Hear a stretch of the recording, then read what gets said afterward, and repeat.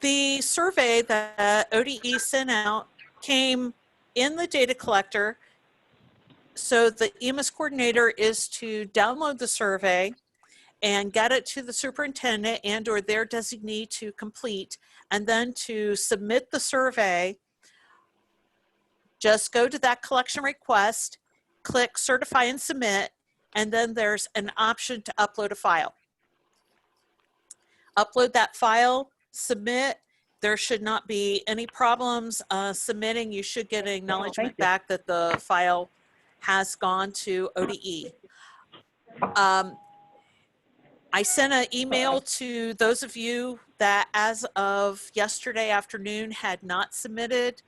You do have until Friday to get it to ODE, but ODE would actually like it sooner rather than later.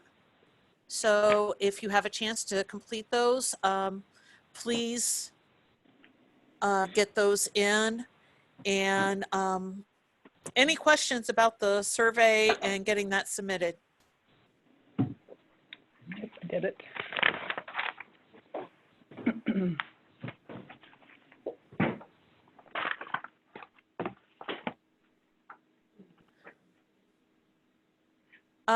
Sorry, no questions on chat. I had myself muted. Okay.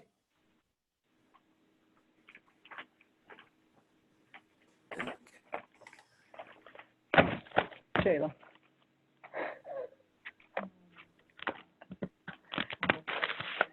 Okay. Changes in FY20 reporting. This was a big topic of conversation on the ITC call on Monday.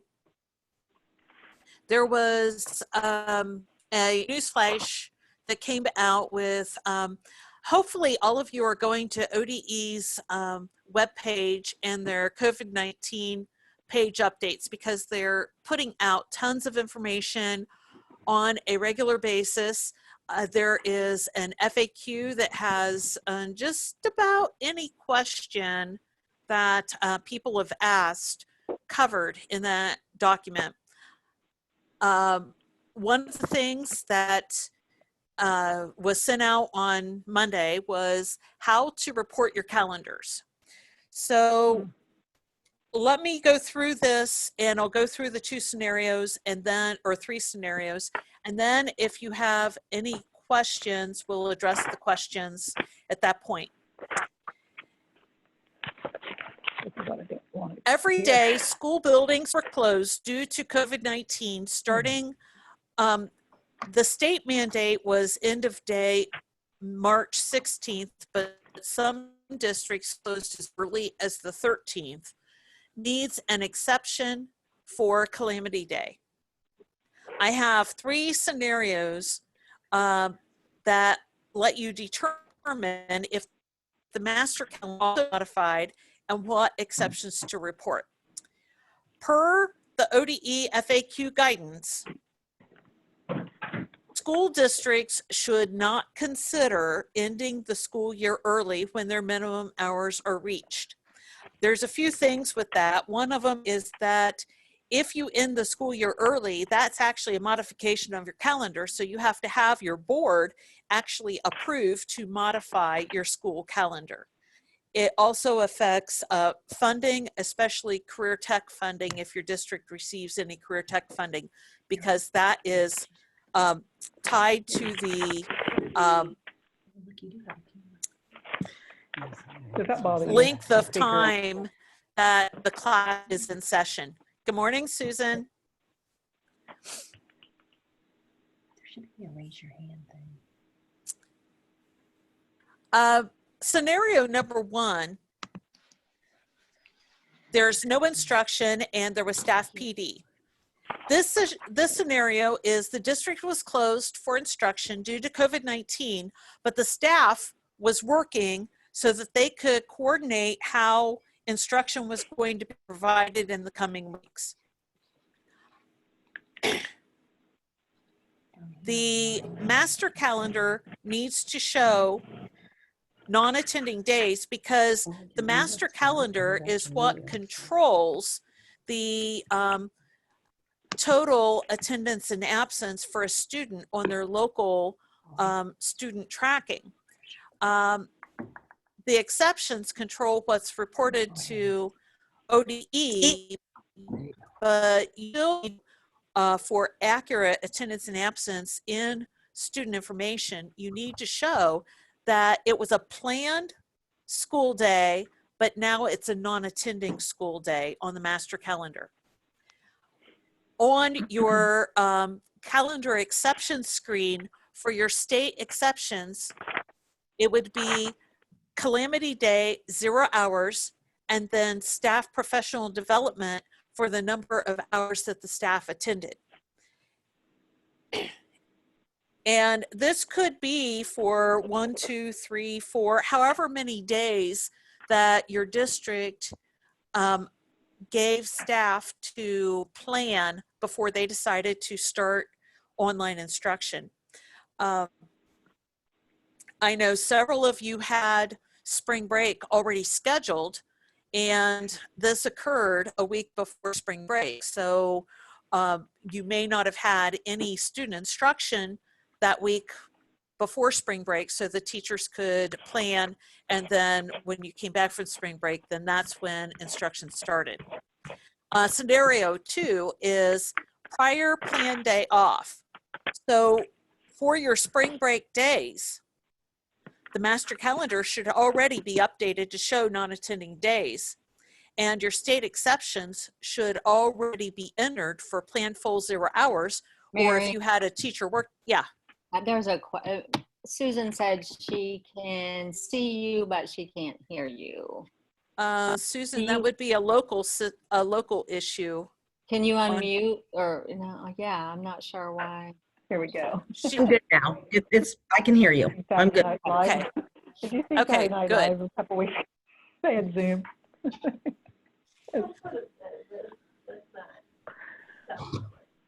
Sorry, Okay. go ahead. Sorry. I wonder if we had any staff days where they planned to see how they were going to instruct. I mean, not probably with teachers. That's right. That's what I was getting at.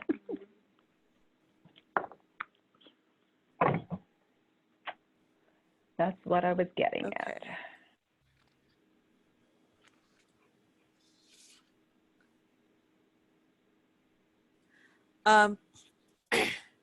So if you have staff days where they were planning,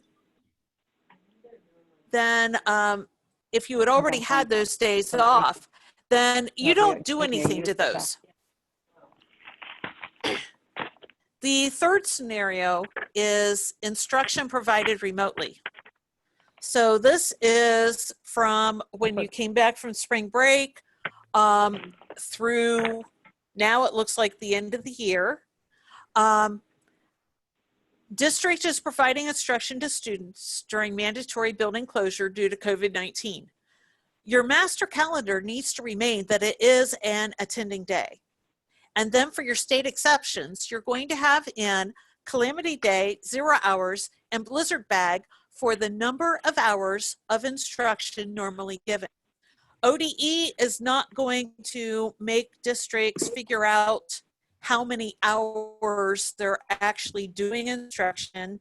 They're giving them credit for the full time of instruction that you would normally have on your school day. So, but yes, you have to have both exceptions in when instruction is given so that they can kind of get a feel for, there are some districts that when the governor said we'll have an extended spring break to April 6th, and they already had a spring break plan, so they just chose to not do any instruction. We'll be back in the building on April 6th, only to realize, oh no, we won't. And then they started instruction remotely on April 6th. So they had basically 3 weeks where there was no student instruction. So I know most of you may have taken one additional week to spring break, or you may have started immediately. Every district is different in their approach of how they chose to do it. Are there any questions about how to update your calendars? Question. Can you hear me, Yes. Mary? Yes, go Okay. ahead. So, our district did instruction right away. So every day of that, I have to put a blizzard bag. That's correct, right? Yes, except for the week of spring break that you were normally off. So Right. anything We started you were instruction normally right away, scheduled too. off, like spring break and Good Friday, And they're still those doing it. days would remain the way Evidently, we're sending out packets. we had them. And then for Okay, we are. every other day, if instruction started immediately and there was no days where We did, teachers did worked they and do spray? students didn't, then yes, you would just leave everything. The master calendar would remain the same. You would put in the calamity day and the blizzard bag with your number of hours of spray coat. instruction. So my next question, Shelley was bugging us to let her know when if our calendar changed in any way. So do I need to let her know, hey, these are the days that we did the blizzard bag? Because I know that she likes her calendars to match our calendars. Yes. Nothing to do with the blizzard bags as far as Northridge is concerned. Well, she would have to have her clone building calendars mimic what yours were. So yes, she would need to know what you did. So she needs to know what days I'm putting in. Yes. That's why I do it. Okay. Yes. Mary, Yes. Mary, can you ask them to mute themselves, or can you mute everybody so we can hear the person talking? They can Yeah, just the one person I'm hearing, I cannot mute. okay. Okay, thank you. Can you guys just send me the days that will not be blizzard bag days? So if you're going to be in session, I'll put the. Oh, I just muted you, Shelley. Sorry. Okay. You can unmute yourself. Okay. I just need to know when you guys were not in instructional session, because I'll just go ahead and put the blizzard bag in for every day, just like I do mine.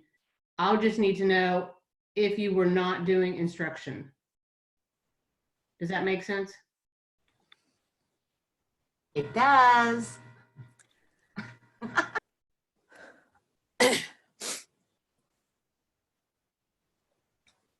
Yeah, because the other thing with that too, and this is your superintendent's responsibility, but if your district did not have a blizzard bag policy, or they then they had to have the board develop an online or a remote instruction policy and have that approved. But the department relaxed the standards on that so that districts could submit policies where they didn't have one at the beginning of the year in the preferred timelines, and that it could be extended beyond the 3 days that were in law. For the blizzard bag. Yes. Okay, so I have another question. Like Okay. our board meeting was not until Monday. That's okay. It is like retroactive, or how does that? Yes. I can still put them in Yes. before when our board meeting was. Yes. Okay. Yes. Now, according to ODE, if you had previously used a calamity day exception type for a snow day that occurred prior to March 1st, you can leave that and not change it. I had advised people, if they could, to go ahead and change those to unplanned full 0 hours, but ODE is saying you don't have to change those. But if you had any calamity days, such as snow days or flooding or power outage days, anything like that, after March 1st, that was not COVID related, make sure those days use unplanned full 0 hours, not the calamity day type.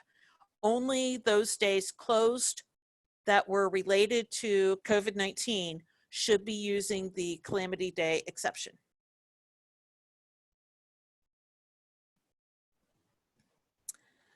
Are there any other questions about calendars before we move on? Because I know this is a very critical piece of your reporting.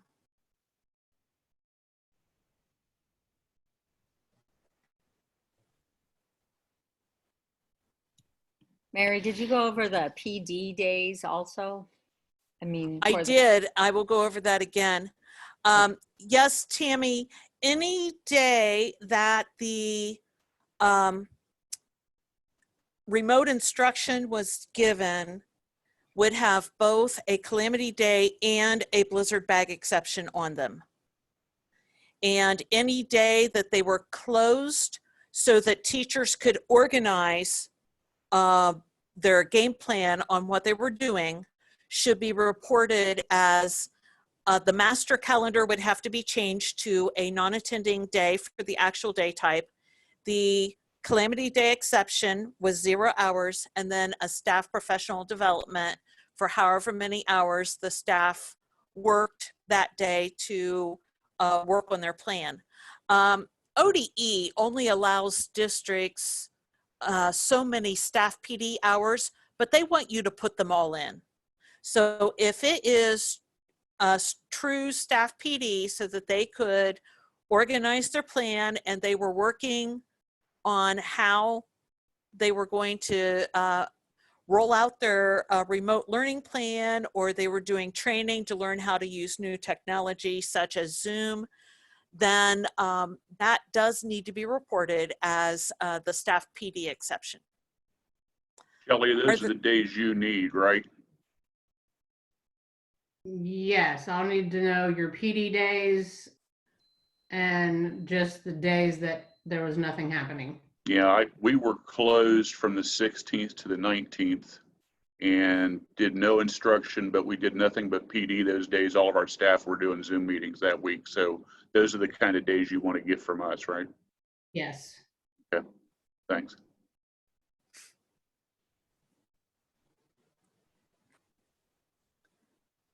Are there any other questions about updating calendars? There is a question in the chat, Mary. So Tammy says, okay, I just wanted to make sure because we don't use the term blizzard bag. I still use that exception. Yes. Yes. That is the only, calamity day and blizzard bag are the only exceptions defined by ODE that will give them the information they need. Not that this is necessarily a blizzard bag and that this is a true calamity. It's just the only way that instead of trying to add and create new tokens, ODE was trying to use what they currently had existing to make reporting simpler for everyone. So yes, that's why you're using calamity day and blizzard bag in this scenario. And I know a lot of you don't normally use blizzard bags, but and for those of you that do use blizzard bags and have already used a blizzard bag, that's okay. Leave all of that how you previously reported, and then just continue on using that for any of the time that has been used for remote instruction since March 13th. Any other questions about calendars?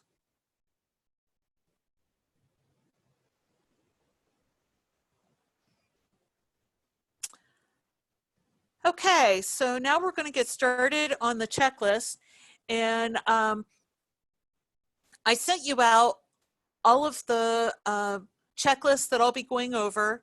I'm not going to do the staff course collection today. I'll probably do that at the next meeting. And because I thought this one there was going to have quite a bit of information in it, so I thought it might be a little bit long to try to go through that one too. There is a lot of information in that checklist. I'm not going to talk about every single thing. I will talk about every task, but there is a lot of additional information. I do have the checklist up so I can scroll through as I'm talking to make sure I don't miss anything.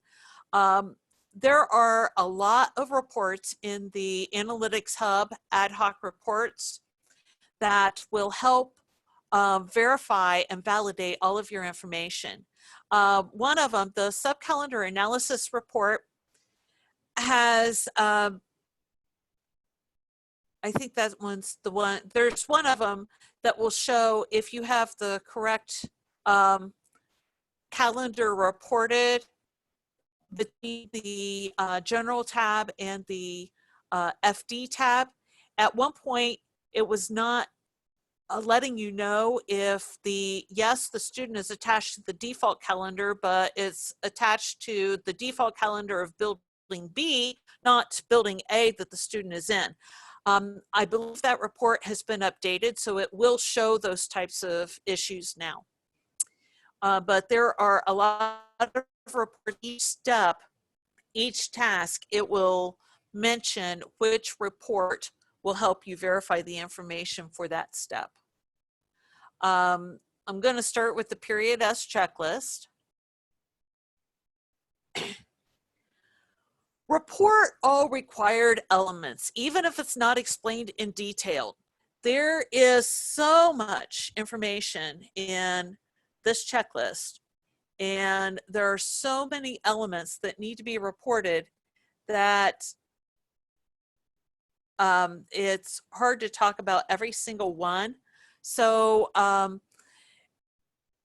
if it is in the EMIS manual that it needs to be reported, it needs to be reported, even though it may not be explained in detail in the checklist or in the presentation. These are listed as new codes and EMIS situations, but they were released the end of last year, and I hope everyone has transitioned all of their foster court place coding to the correct code. If it is truly foster court place, then it should be left that way, but we also now have how received reasons for court placed with a relative that's not foster, court foster place going on enrollment, and then placed by Children's Services with a relative. This is also known as kinship care. Those change how the student is looked at in some of the disaggregate numbers. And then reminder that you must report students that are on autism scholarship, John Peterson scholarship, school-age students educated by the ESC, and you report those as though you're educating them 100%. Preschool students found ineligible for service. These are students that were transitioning from Part C to Part B or Part B to Part C, transitioning from Help Me Grow. If they were suspected with a disability and not eligible for services, then you do need to report those with a admission and withdrawal date of the same date and all of their special ed events.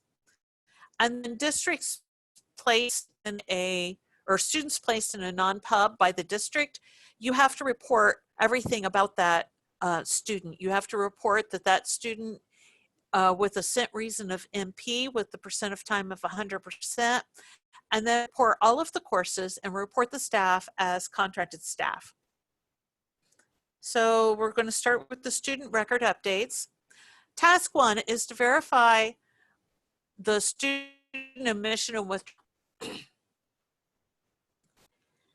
You report all students that are educated by your district, all students that as of the end of last year were not withdrawn, but may now be withdrawn as summer withdraws, including your summer graduates.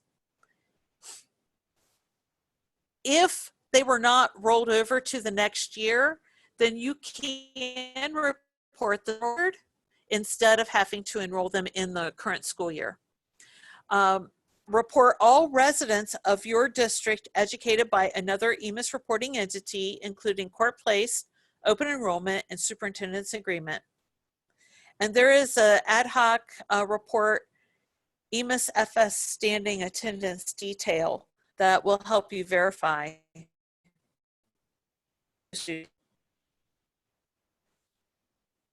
Task number 2 is reporting preschool students.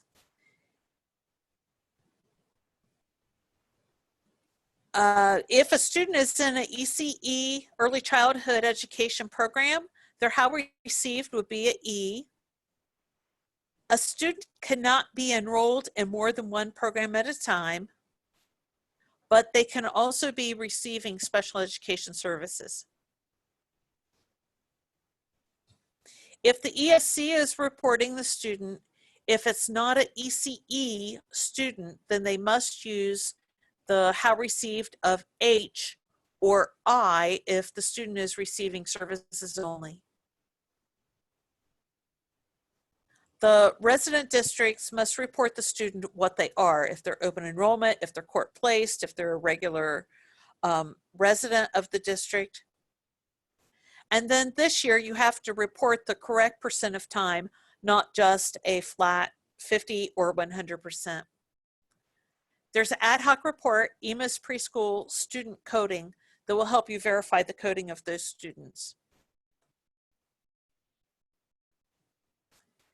Task 3 is SSID.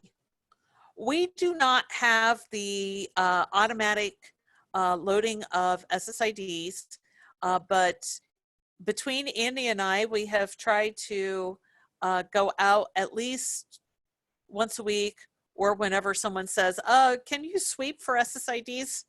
And load the SSIDs. There's an ad hoc report, student SSID missing fields, that will show you if you have students that are missing fields on their SSIDs.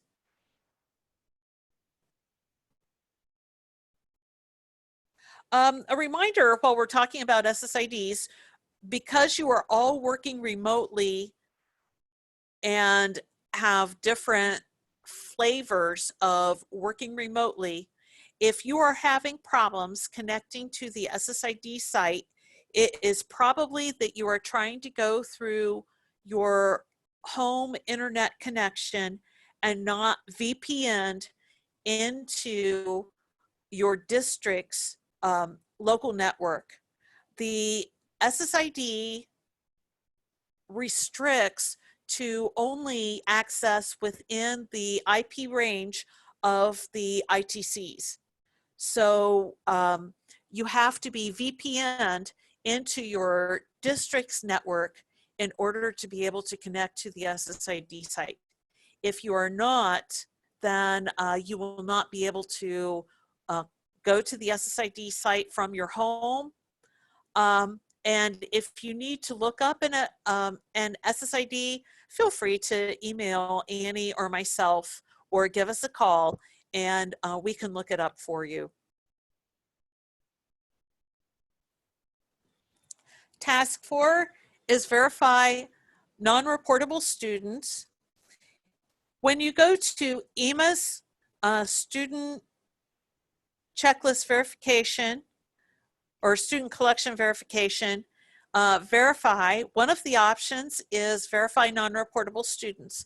This lists any students whose FN attributes tab is unchecked, report to EMIS.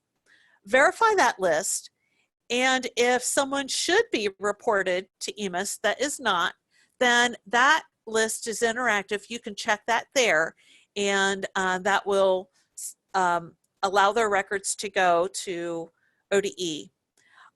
This time of year, one of the big things that you're looking for is any preschool student that was a evaluation student only. If that evaluation showed that the student did qualify to for a disability or was enrolled in a preschool program and they started educating the student, then that student should be reported now. And so make sure that any student who was receiving instruction or services this year is reported to EMIS. Some students that would be on this list that shouldn't be reported is if you have a school age ESC unit in your district and your ESC wants the district housing unit to provide grade cards for those students. So those students are in your system or so that they can be included in your lunch counts. They're not your students. There's no reason for you to report those. So those students, you have to make sure that they are marked as not to report to EMIS. Mary, is this about the time where we do we withdraw them at the end of the year so they don't roll over? I forget what that is. Do you remember? This is a good time to talk about that. Okay. Preschool students that are evaluation students, but they're not going to be instructed until next school year. You want them to roll over to the next school year, but in order for their events to be reported next year, you have to withdraw them in the 1920 school year. It's almost easier to allow them to be promoted and then go back and withdraw them. But then you have to remember in the 2021, and I said that wrong, promoted to the 2021 school year. You have to remember in the 2021 school year then to change the FS standing enrollment date and district admission date to show after July 1, 2020, so that the special ed events will get pulled even if those events are dated prior to July 1.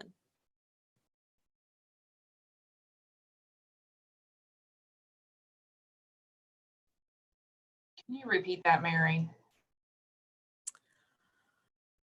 This is primarily for preschool students that are evaluation only students.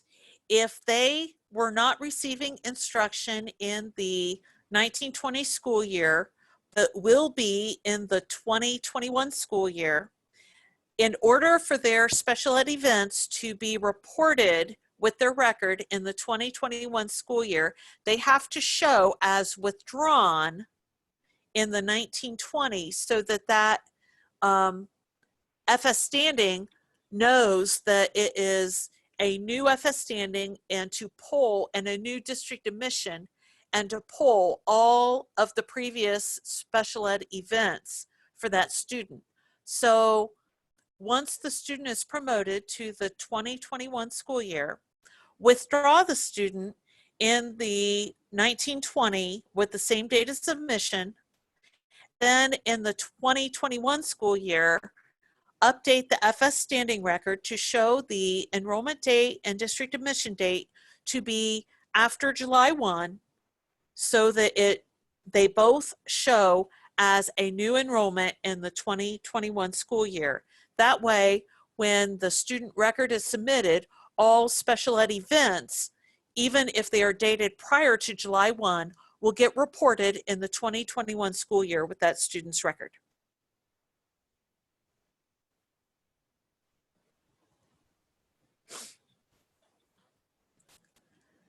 Task 5 is run the stat report. The stat report allows you to verify all of the information that is on the FS standing. There's also allows you to verify the EMIS situation and make sure that those are accurate. Reminder that EMIS situation is a student information unique item. Other softwares don't have that. So when you're talking to anyone from ODE and you say EMIS situation, they have no clue what you're talking about. The EMIS situation is student information's way of keeping you from having to know what every single how received and sent to and district relationship and all of those different elements have to be for each situation, because it takes a lot of the guesswork out of it for you. I love the EMIS situations, but I have to remember when I'm talking to someone from ODE or posting a ticket, making sure that I talk about the specific elements involved, not the EMIS situation. Sometimes she does that with Annie too, because I never had the EMIS situation at Southwestern, so that was not part of Infinite Campus.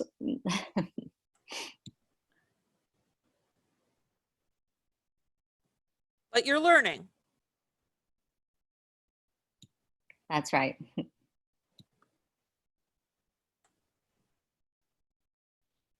Okay.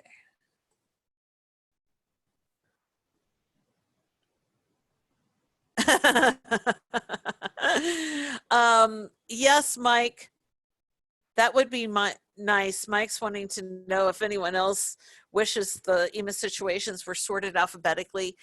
They are numeric, and their logic begin with resident attending, non-resident attending, resident attending elsewhere, and then with so many additional situations that came along, they kept getting more and more and more situations that after the 200 series, I think, there's no rhyme or reason really in how they are listed. And so it's, yes, I agree with you. There are times it's very difficult to find what you're looking for. But it is nice that you can go and search by what you're actually looking for with the little help they have in student information. Do you know where that's at, Mike? Yeah, the Yeah, wizard. I know where it is. I just never use it.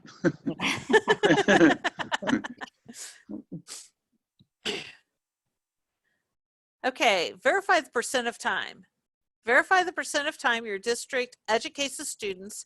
This includes school age ESE students that your district is placing in an ESC unit.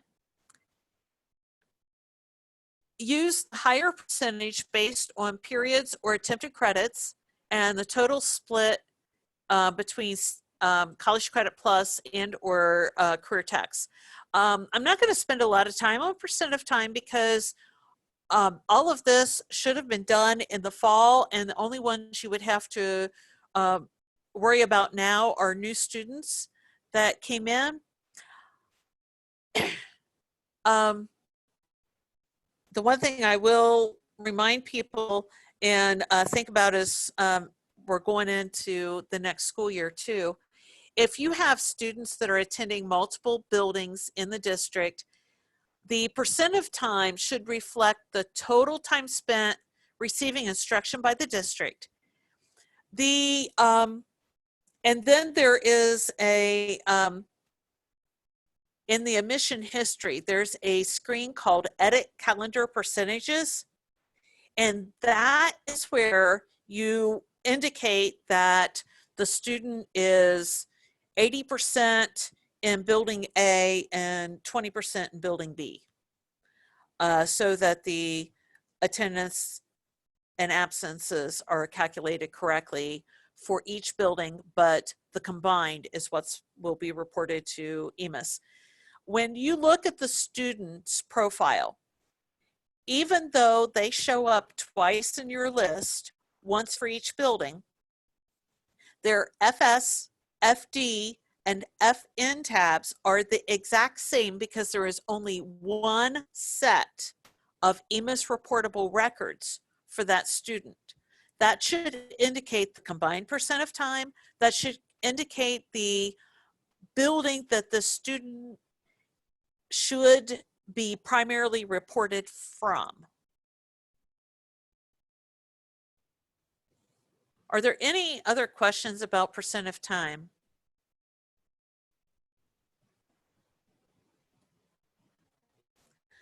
Verify update county of residence. This is where the student spends the night, not necessarily where the district is. And again, this should probably be updated except for your new students that came the second half of the year. And this is used for distribution of casino monies.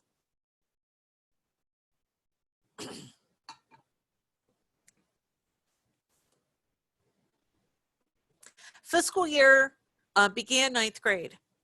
At the beginning of the year, you're probably, you will request that LACA mass update the fiscal year students began 9th grade for all 9th grade students so that that is done and you don't have to do it one by one.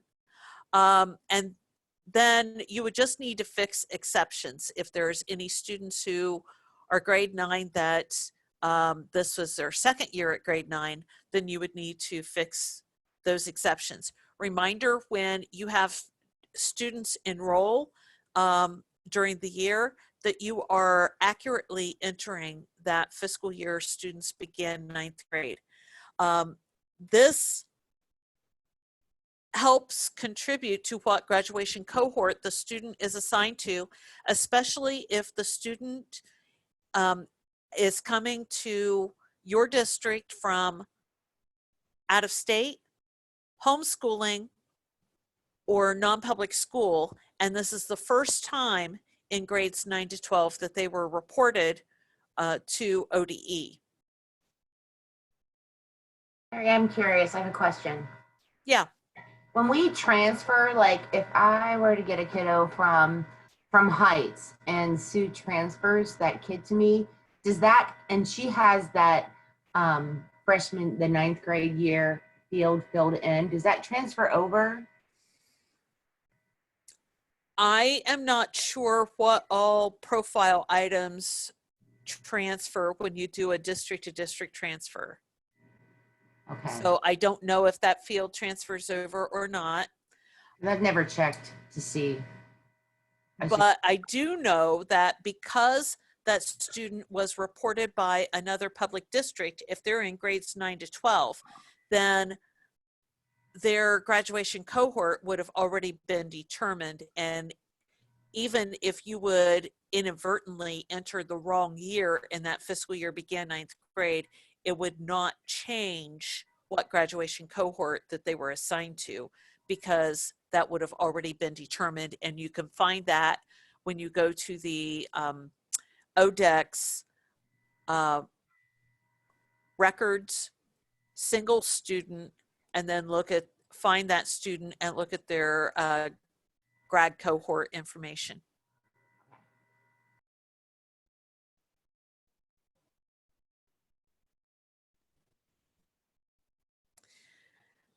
Disadvantagement.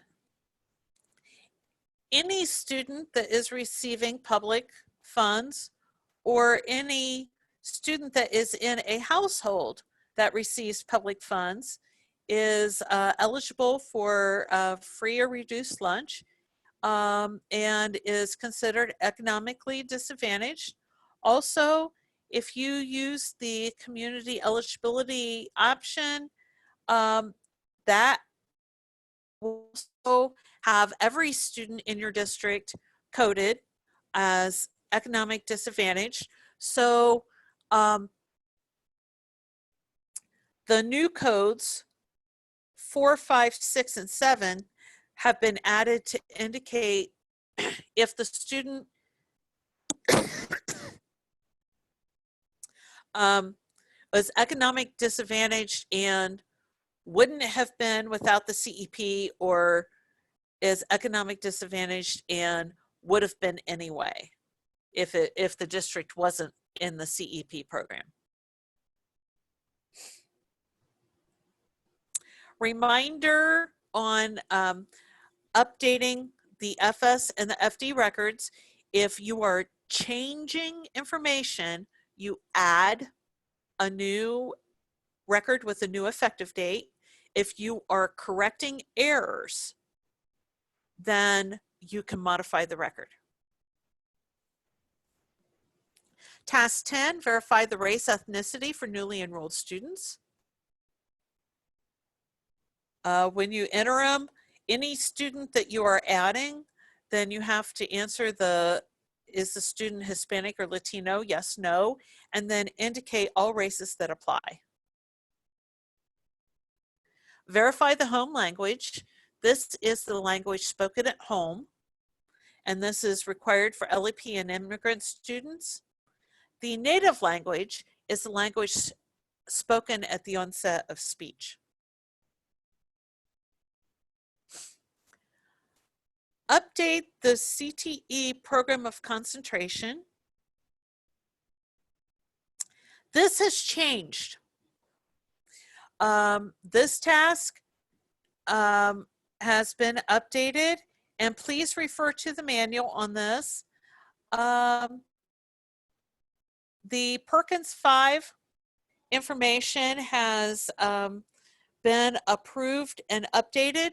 So a program of concentration is for a student who has completed at least 2 approved workforce development program courses in a single career technical education program. You only report this if your district is the one that is providing the program. If all of your career tech programs are provided by CTEC, then they're the ones that will report the concentrator. You will not report the concentrator. Can I add to that? Yes. I'm on the career tech advisory thing, and we were talking about this, and they are not counting V3s. So the only ones that are going to count towards your concentrators are your VTs and your VPs. And they said VN, which is your family and consumer science. But then they said, well, I'm not sure. And I have not seen the final because family and consumer science is not considered a career pathway. So don't count your V3s. Remind me what a V3 is. Is that middle school? No, those are VMs. Your V3s are like your semester only courses. So for you, Kathy, if it is a first and a second semester and you put those together to make one course, those would count.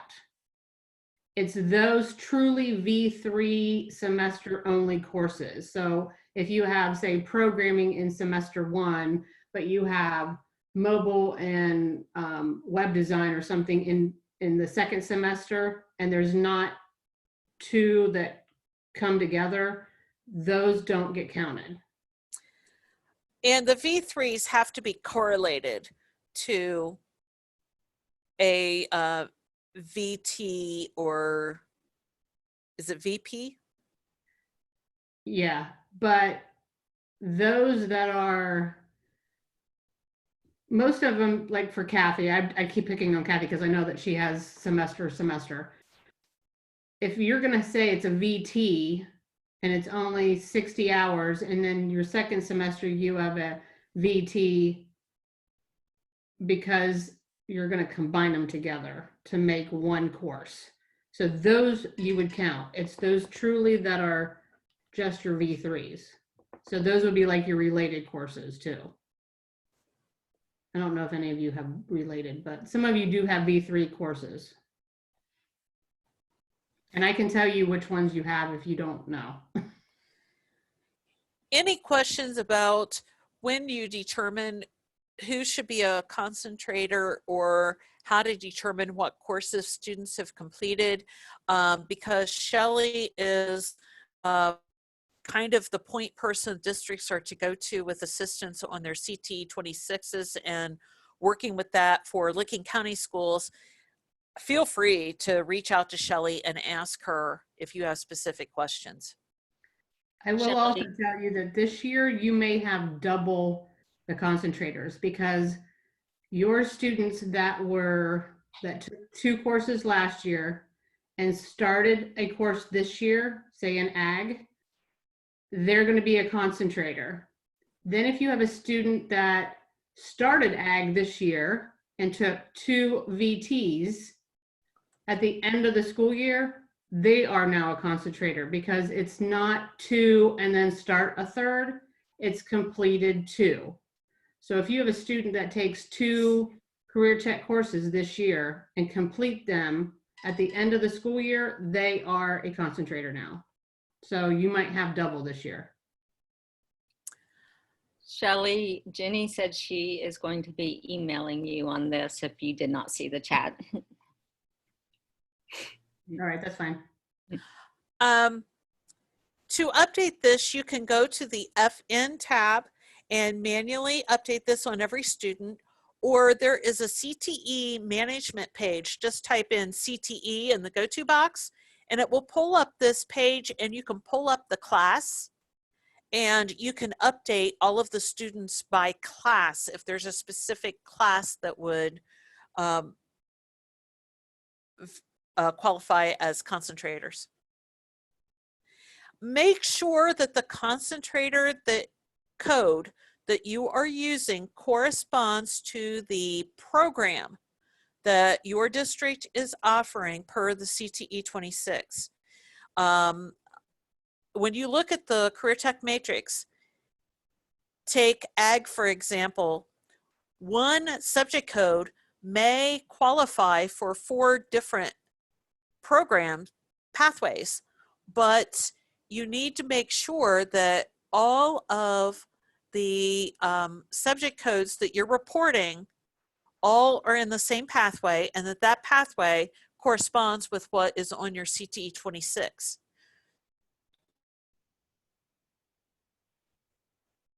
Any other questions about this? Because I know this is definitely a change this year.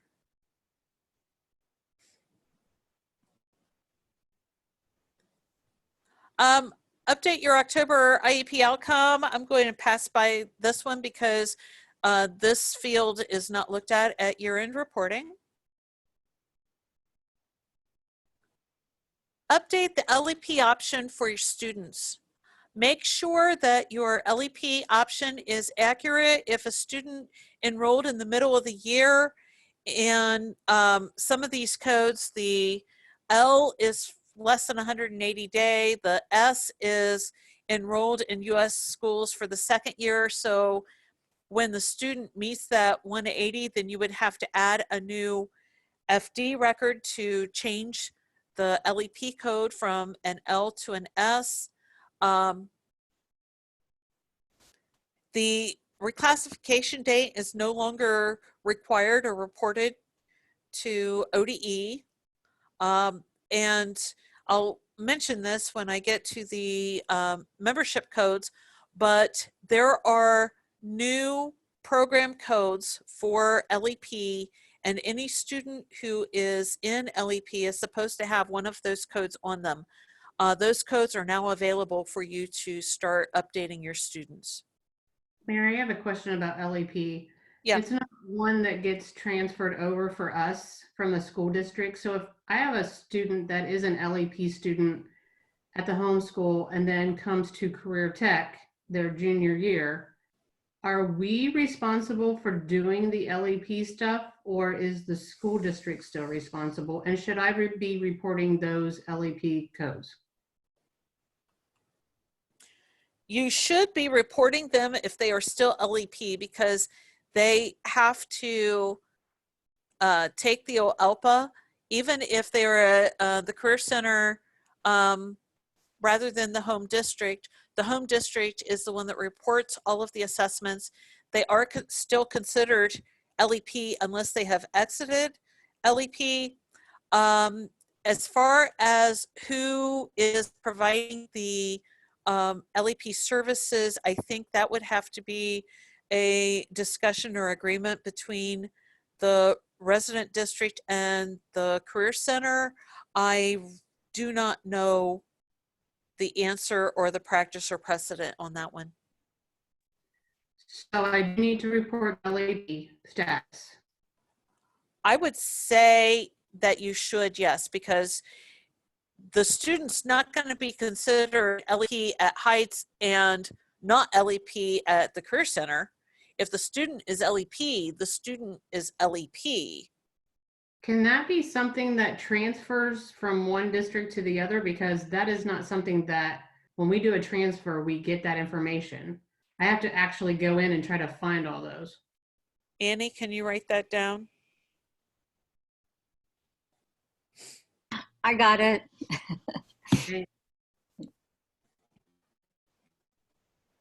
That's a good question. I didn't realize that that's something that did not transfer, but that's a really good question. I'm going to check the EMIS manual also and see if, you know, if they do need to report it, but I agree with you. I think they should, but I'll check that also. Okay, update retained students. Now you're going to be hearing a bunch of information about retention reporting and retained statuses and some changes for next year.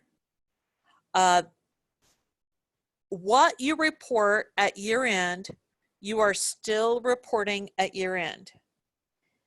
If a student would not advance to the next grade level at the last day of school, then their grade level next year should be reported the same as what their current grade level is. If they do advance to the next grade level, either by taking summer school or taking an assessment over the summer, then they would be promoted and reported in the next grade level next year. The change, tuck this back in your brain because you're not going to be actually doing anything with this field right now, but the retention collection that we have done and the retained status field is only going to be collected on third grade students or this year's third graders that are going on to fourth grade next year that would have not advanced unless they did an alternative assessment to show proficient on the assessment. So the retention collection and the actual retained status field next year, you will only have to report on your third graders or third graders promoting to fourth grade. You do not report that on every single student next year, but reporting the grade level equal to the current grade level for any student not advancing, you still have to report that.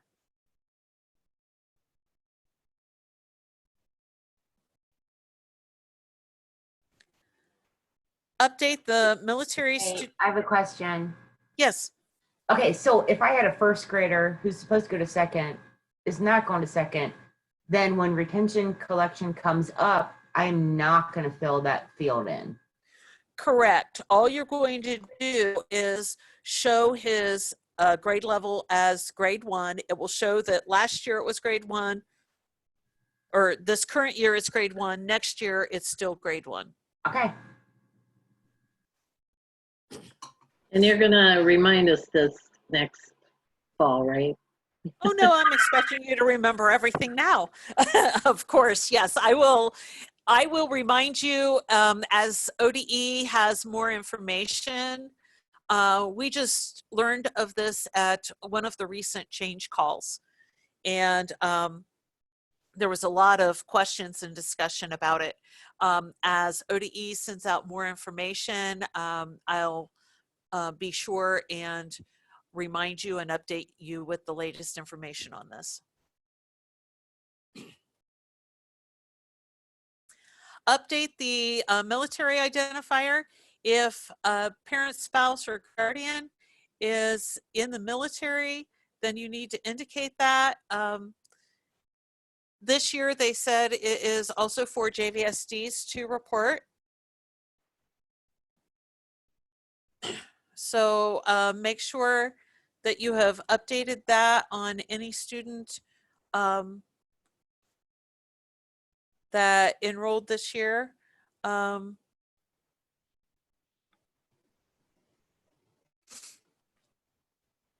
it is, if they were any time during the year. So they may have been in the military and then left in October, you still leave that code in there because they were in the military during this year. They added a code for reserves. So you now indicate if they're active duty in Army, Navy, Air Force, Marines, Coast Guard, National Guard, or reserves. Update the omitted from and withdrawn to IRNs. And this should be second nature as you're enrolling students, as you're withdrawing students, that this information is being updated accurately. So we don't need to spend a lot of time on this. You can verify those by running the ad hoc report, EMIS FS standing attendance detail. Run R101A and verify all of your student demographic information, both active and inactive, and make sure all students are admitted and withdrawn accurately. Right now, we're in very interesting times because yes, you still have students changing districts, and I don't know how your district is handling enrollments and withdrawals since the middle of March, but there have been students that have changed districts, and as you have students enrolled, then you need to make sure they're put in the appropriate, or your district needs to make sure that they're put in the appropriate online instruction mechanisms, and that everything is entered as it should be. So, excuse me, verify that your enrollments and withdrawals are accurate. Student information, student verification, Uncle EMIS. Make sure that your buildings are running that and correcting all of your errors.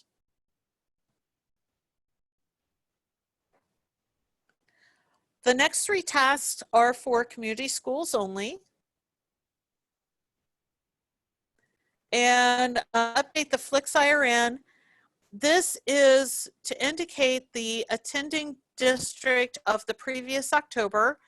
And this is for students that are new to the community school and attended a non-public or were homeschooled. Update the transportation record to indicate if the student was transported by the community school during the first full week of October. And then the last one is done on a regular basis, and that is your updating your contact information and reporting your contacts. Make sure that the primary contact and contact address are updated. when the address changes, update the contract record, you add a line for the historical address for the legal district of residence effective date change is when the previous address was in effect, not when the change to the new address took place. That is, in my mind, it's backward logic to me, but that's how the system works. What I have in red here, if at all possible, make sure all address changes are submitted prior to the last day of school. If you have an address change that was effective prior to the last day of school, but was not submitted until after the last day of school, we have a lot of manual hoops that we have to hurdle in order to get that reported accurately. Barb, do you have any questions about those? No, I'm good. Okay. She just wants you to tell the parents to make sure they have those addresses in before the last day of school. We can't get the parents to tell us where they live to begin with. True.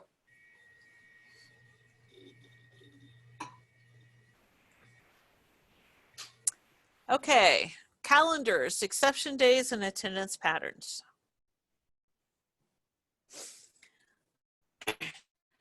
The calendars are actually reported as part of the calendar collection, but we have it in the student checklist because this is something we don't want you to forget to do, and it is important on calculating the attendance and absence. So all of your sub-calendars should be created at this point. We've already talked about updating the exceptions for all of the COVID-19 exceptions. So I'm not going to spend a lot of time on sub-calendars.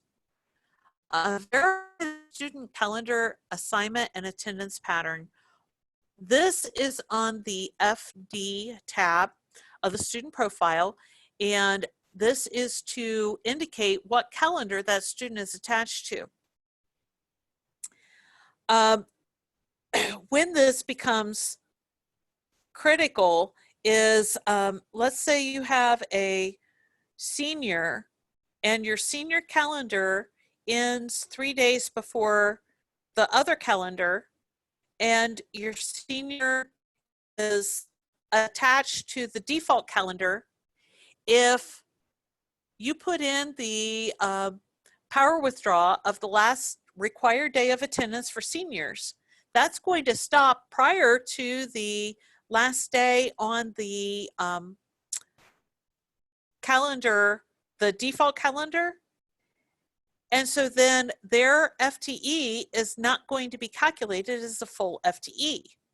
So that's why it is important to make sure that the students are attached to the correct calendars.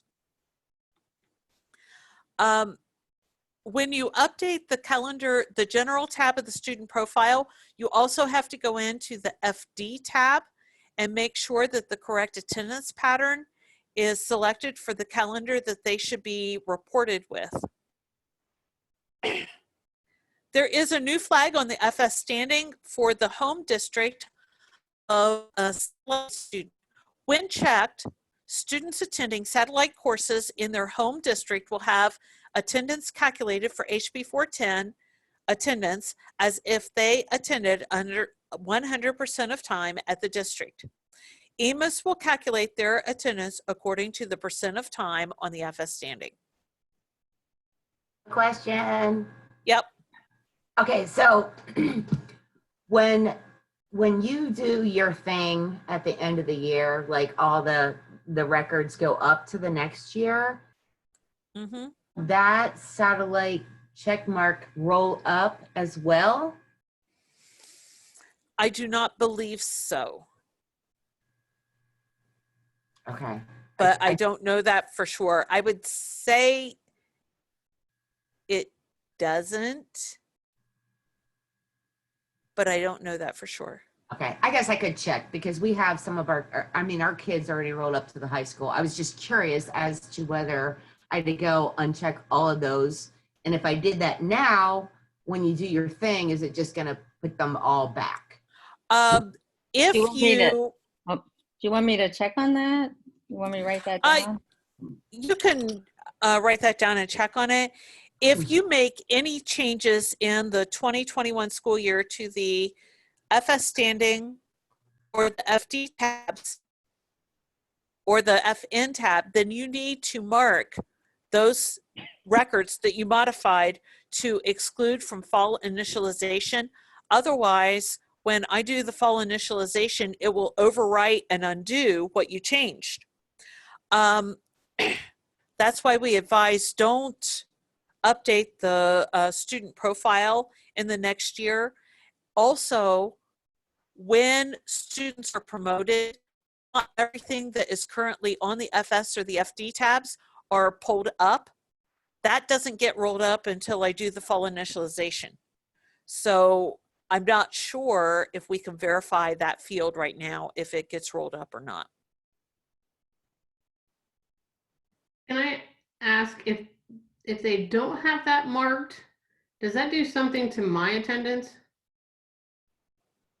I don't think it does anything to your attendance, but it will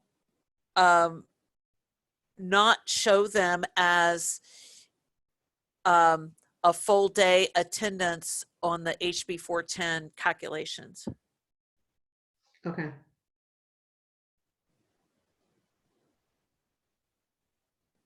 Hey, Mary, Yes. if I have a student, say, that ends up going from a different calendar, do I add a new FD standing? Yes. Yes. Okay, thank you. If they were on one calendar and because of a change they went to another calendar, yes. If they should have been with the other calendar the whole year, you want to modify the original FD and change that rather than adding a new. When you make changes, and you'll see this on your FTE detail and your FTE adjustment, when you make changes to a student's FS standing and add new records, or you add a new record to make a change on the FD records, then that adds lines to your FTE detail for that student. And each one of those causes the student's FTE to be calculated based on the time that they were in that particular scenario. And so those additions may end up totaling more than 1.0 FTE. So you will get an adjustment saying this student was adjusted because of rounding, or this student was more than 1 FTE. And it was rolled back to 1 FTE. So keep that in mind when you're making changes to a student's calendar. Think through, should they have been on this calendar for the full year? Or is this truly a change that they didn't start on this calendar until X date? Thank you. Mm-hmm. Okay, student acceleration and third grade guarantee. Acceleration records is required for students on a written acceleration plan. If you already have these updated, leave what you have in there for this year. If you are just now adding your acceleration records for this year, you can indicate that no, they did not take the accelerated assessment because no assessments were given in the spring. Okay.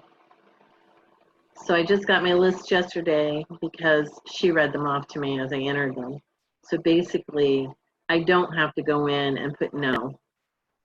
Change them all to no because we had already put them in as yes for the assessment. if I understood David correctly, he said, leave what you already have in there. Very good. Great, that's huge. Okay, thanks.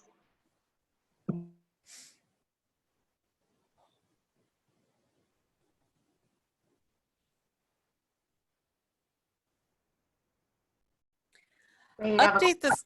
I have a question. Yes. Okay, so like, if I have an 8th grader taking algebra, do I mark them as accelerated even if they don't have a WAP or a WAP? Only if they have a WAP. So would it make it so it's looking for, like, it would look for an 8th grade math test instead of the algebra test if I don't mark them as being accelerated?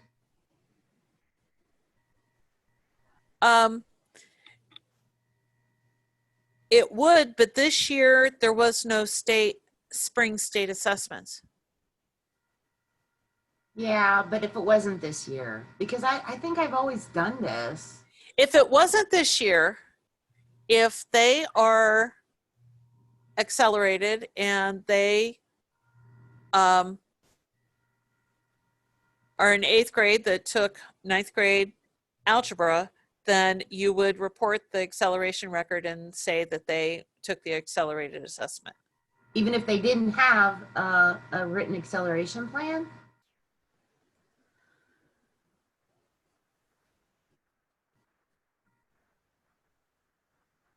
They should. What you're saying is they should, if they are taking 9th grade math, they should all have a plan then, correct? Yes. Okay.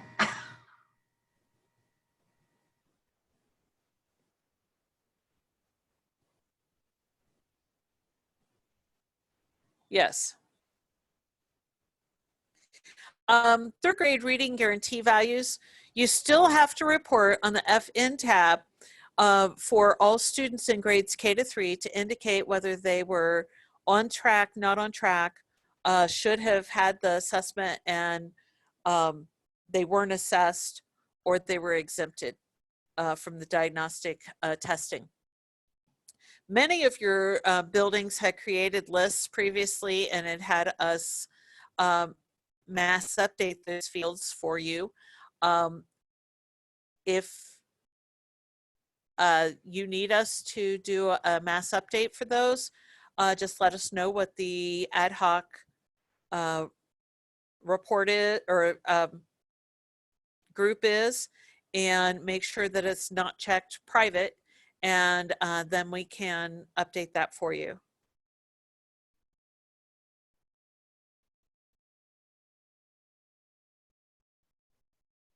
Student missing override and summer withdrawal records. Add the student withdraw override record. If you had SSIDs on your missing list because a student was not reported this year, but they weren't reported as withdrawn in the prior year, the end of last year, or if the student was not reported and the student was not reported as part of the current year, you can put the student withdraw override record in, and that will report the student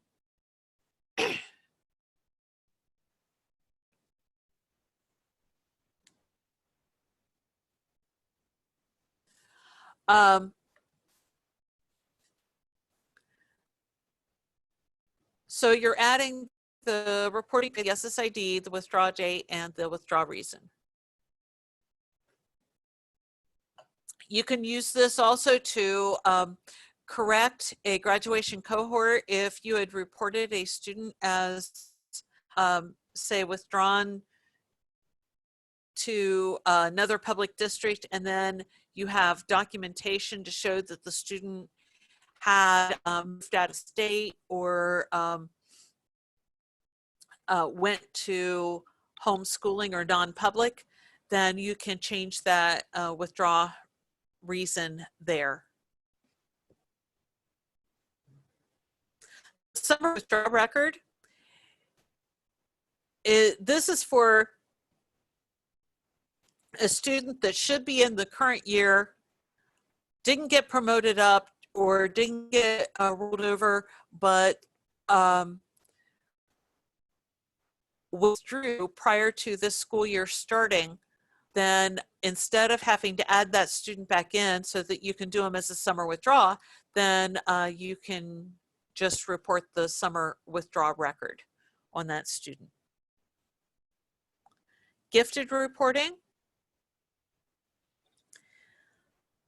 Hopefully all of you have already created your gifted rules and did the gifted mass update to update all of the students that were mass screened.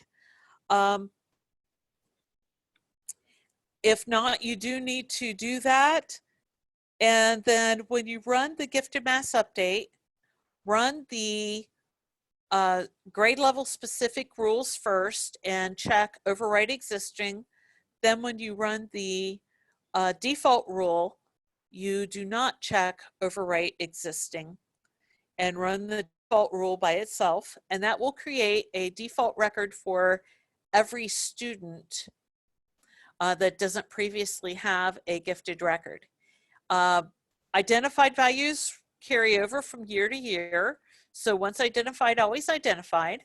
You need to indicate for the current year any student who was screened, assessed, served, and if there was new identifications. A change, I guess you could say, on served reporting is they are cracking down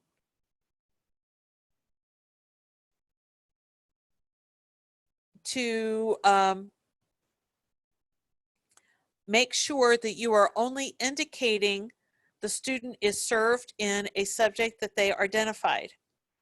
The biggest, the example I use is a student is identified in Superior Cog and they are being served in a math class. So districts in the past have reported that the student was being served in Superior Cog and math. But the problem is they're not identified gifted in math. If they are identified in Superior Cog, if served, ODE wants to see the fact that they are served in Superior Cog. They really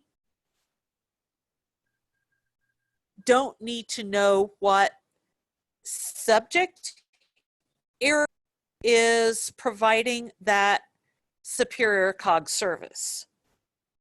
So you don't show that they're being served in math if they're not identified in math. You only show that they're served in Superior Cog. Lisa, I'm reading your question here. And are you talking about the student acceleration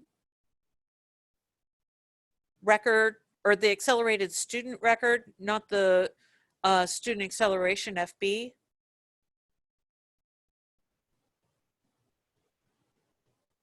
Yes. That is used to create the pre-ID file for the assessment record. So you wouldn't have to do anything with that. That particular one is not reported to EMIS. The only one that's reported to EMIS is the FB record.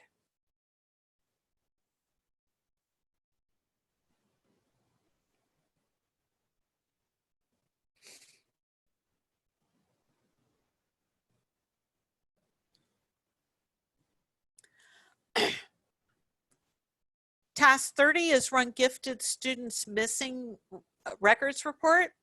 This lists student records. Run the gifted mass update for the default blank rule with overwrite existing unchecked, and that will create all of the missing records. You can also manually add the record by going to that student's gifted screen and clicking Save. Special education.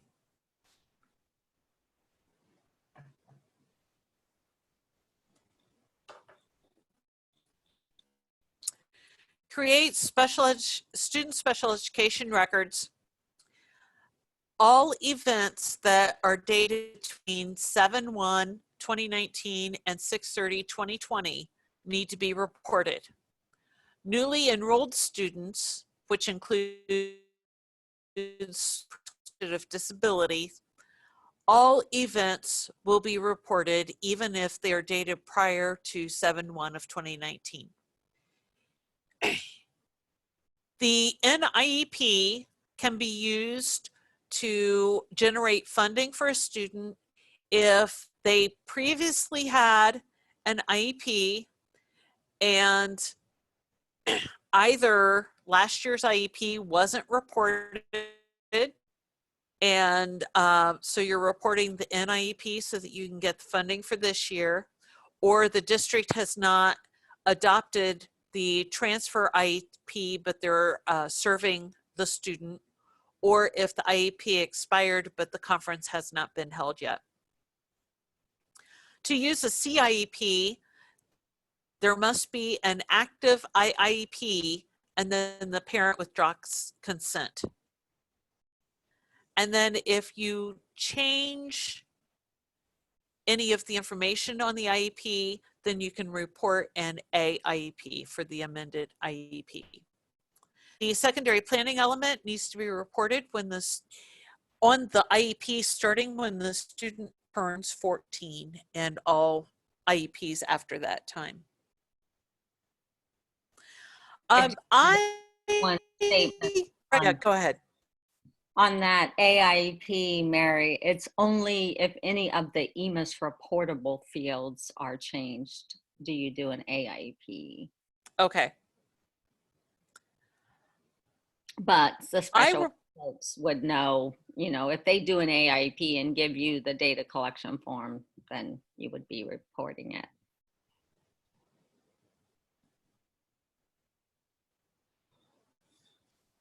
I recommend that your district makes 2 lists this time of year. One of all IEPs that are expiring that need to be done prior to June 30, and a second list of all IEPs that are in process and being done. Every year, we have 1, 2, 5, 10 IEPs that were done in the spring and were never reported until or entered into student information until August. They have to be reported. Now, yes, because of not having a local report card this year and all of the changes the districts are undergoing right now, the student collection period has been extended to August 7th. But you shouldn't wait until the first week of August to make the all this year are entered in. So make sure you're communicating with your special ed people to make sure everything is entered in that needs to be reported and entered in for the year. Task 32 is create FE student graduation requirement record. This is for any special ed student that the IEP exempts them from the graduation requirements. This is required each year per the IEP, and you need to enter in the IEP date that matches the event date. This is not required unless a student is exempt or was exempt and is no longer. And this determines whether or not they have to take the end of course assessments. I know the end of course assessments were not given in the spring, but this still needs to be reported accurately for the year.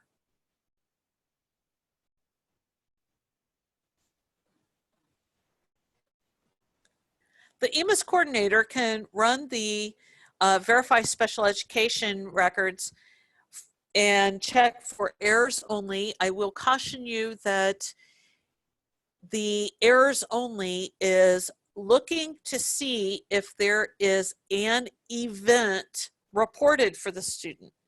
It is not looking at what type of event. So you might have a TIEP, but it's not going to tell you that TIEP expired in March and you need to also have an RIP reported. So it will show any students that don't have any events but has a disability on their FD record, but the errors only is not going to show you what you want. There are exports that you can run on there to pull out your event information into an Excel spreadsheet and be able to verify your information that way. You can verify events or you can verify the grad required records. Graduate end of year updates. Can I stop you for a minute? There are a couple Sure. new analytics hub reports in there for special education. If you haven't seen them, they're nice reports. So that's another way to verify those events. And I should also remind you that the JVSDs and ESCs do not report the special ed events. Those all have to be reported by the resident district. If you have any students who are going to go to a JVSD next year as an 11th grade and are students with a disability, verify with that career center that they did not start or do an IIP or RIEP in the spring in preparation for next year's service. That is one of the areas that we've seen in the past where a career center may have done IEPs in March or April, but did not give the information to the districts to report until August. And then that IEP information was not reported in a timely manner. So the NIEP had to be reported instead. So anything you can do to try to minimize the use of the NIEP, and then the following year on any of those that you reported at NIEP this year, then the next RIEP you put on that student, they need to have an 09 on that IEP to show we weren't out of compliance, we just failed to report it.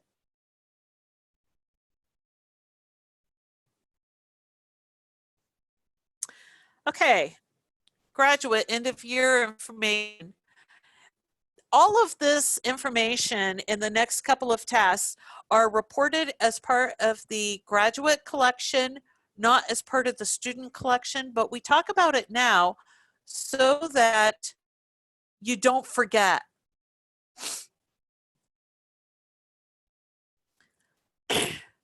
So the graduation date and diploma type are reported in the period G collection. The period G collection is unique because it crosses both multiple school years. It pulls all of your graduates in the 1920 school year, but any summer graduate in the 2021 school year. The JVSD does not report graduation date or diploma type. The diploma is issued by the resident district. Bulk update the graduation date. You can select by status and then update dates all in the list, and then you have to manually fix those not graduating. Or, and this is really a better option, you can create an ad hoc membership of just your graduates and do not override existing. After you bulk update the graduation date, then you can bulk update the diploma type. If you already have diploma types in, it will not overwrite that diploma type field. But there are multiple diploma types, so you'll have to have guidance from probably your guidance office on what diploma type that you do need to select for the majority of your students.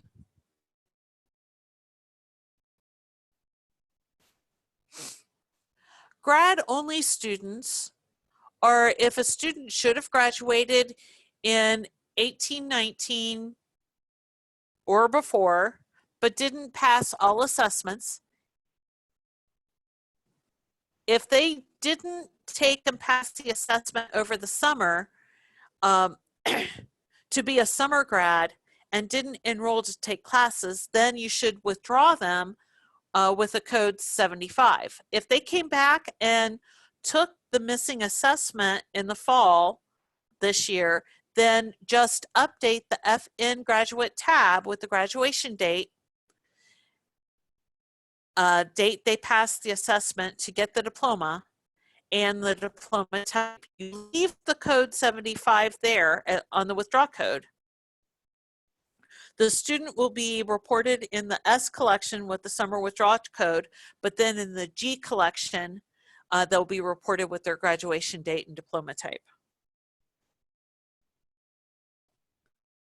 If they completed prior to this year, or the record was whacked out of the 1920 school year, then use the registration wizard to enroll the student as a student is non-attending graduate. There's additional fields on the FN tab to indicate the district the student completed course requirements from and the date the course requirements were completed. So Mary, I have a student that should have graduated last year, but is graduating this year. And it was due to courses, not enough credits. Do I still use the graduation code 75, or do I use No for this year? Just for no, this because they were enrolled taking classes. Okay, okay, thank you. Yep.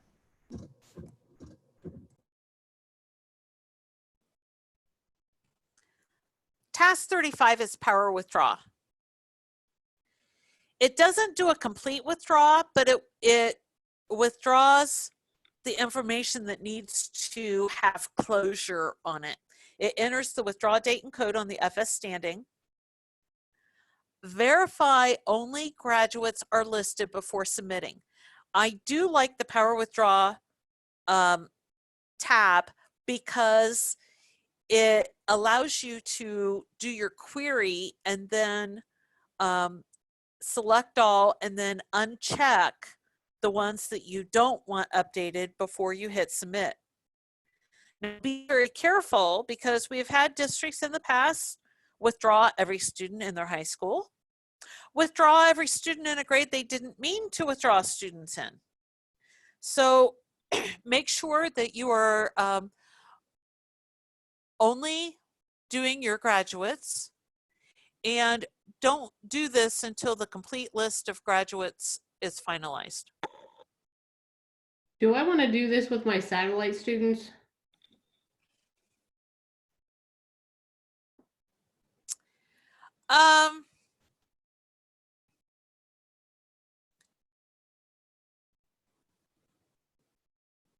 If they're not going to come back to you next year.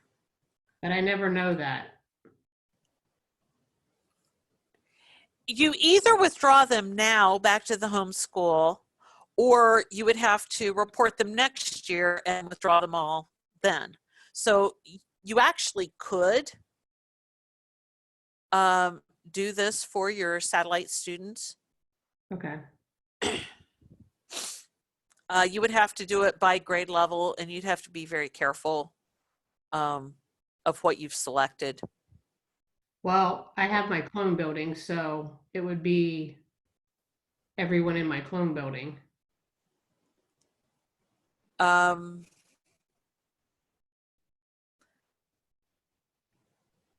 Okay. I was trying to remember if you do this at the building level or at the district level, and I believe you do this at the building level. So I think that would work. Okay.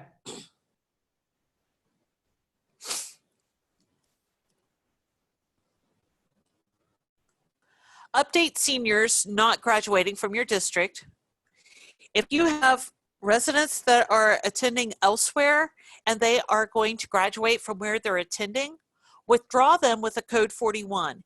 If you withdraw them now using your last day of school, then you don't have to do anything with them next year. They just won't be reported next year.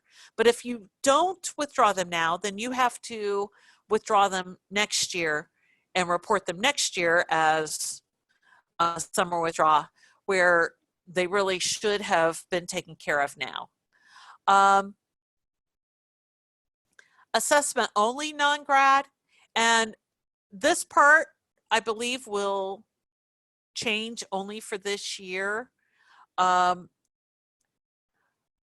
am not an expert on the changes on the graduation requirements. So refer to the FAQ on ODE's COVID-19 page, or your district administration. There is wording that if a student was on track to graduate, then they can go ahead and graduate. What that on track to graduate means in terms of assessments, I am not going to begin to interpret. So it takes someone other than me to give you the answer on that.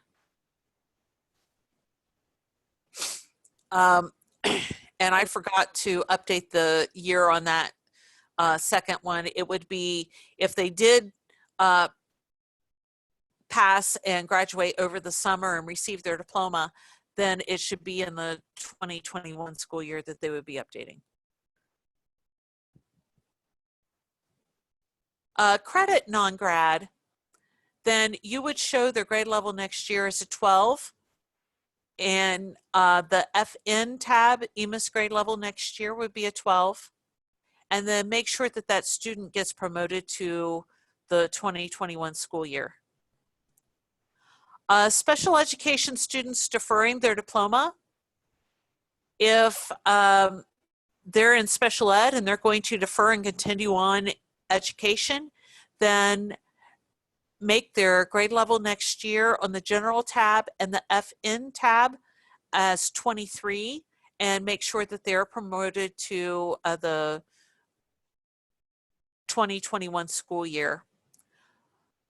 They cannot be reported with a diploma date, but the criteria to be a grade level 23 is that they have met all requirements for graduation, but chose to defer their diploma.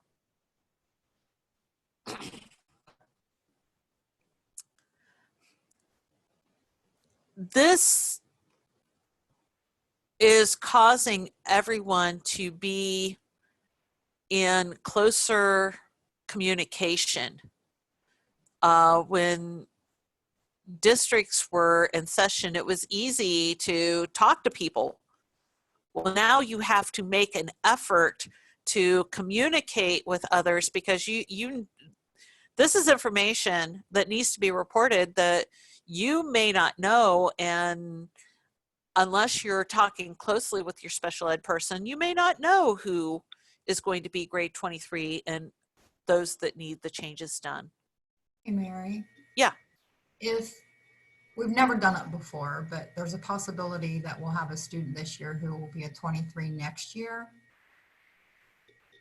Does that make sense? Okay. what does that do to your graduation cohort? Unfortunately, it counts against you. Okay, I figured it. Because the graduation cohort looks at students who graduate in the 4 years from the time they entered first time as a ninth grade student until they graduate at grade 12. It does not take into consideration a special ed student deferring to a grade 23. And so unfortunately, on your graduation rate, it will count against you. Okay, thanks.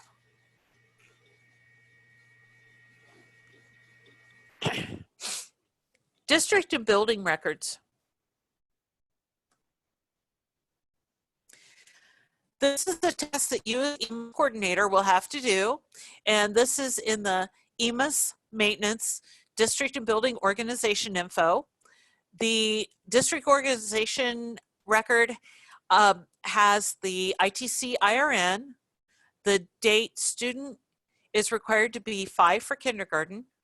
The count of homeschool resident students, the count of resident and non-resident, non-public students evaluated and ineligible for special education services.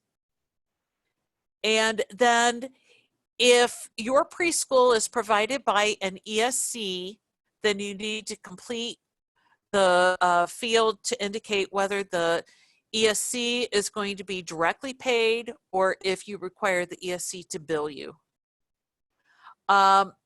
The days hour field to indicate whether your district is operating in days or hours is now on the district organization info and does need to be completed. I believe everyone did complete this and submitted their calendars after they completed this field, but verify that that's there. The building organization info, there is 1 record per building. And then the district test record, there is 1 record per grade tested with a non-state assessment. State required 3rd grade guarantee assessments are not included. If no assessments, then report the record with NT. I received the question, what do we do for this record because of COVID? If your non-state assessments were supposed to have been administered after March 13th and were not, then you report NT for the district test record. If you gave any, such as your mass screening for gifted for 2nd graders is done in October, then you would report that district test record for your 2nd grade that was done in October. Does that make sense on that?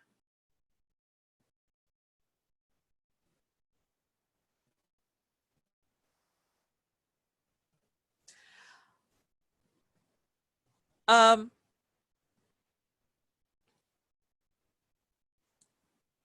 want to look here at the checklist real quick.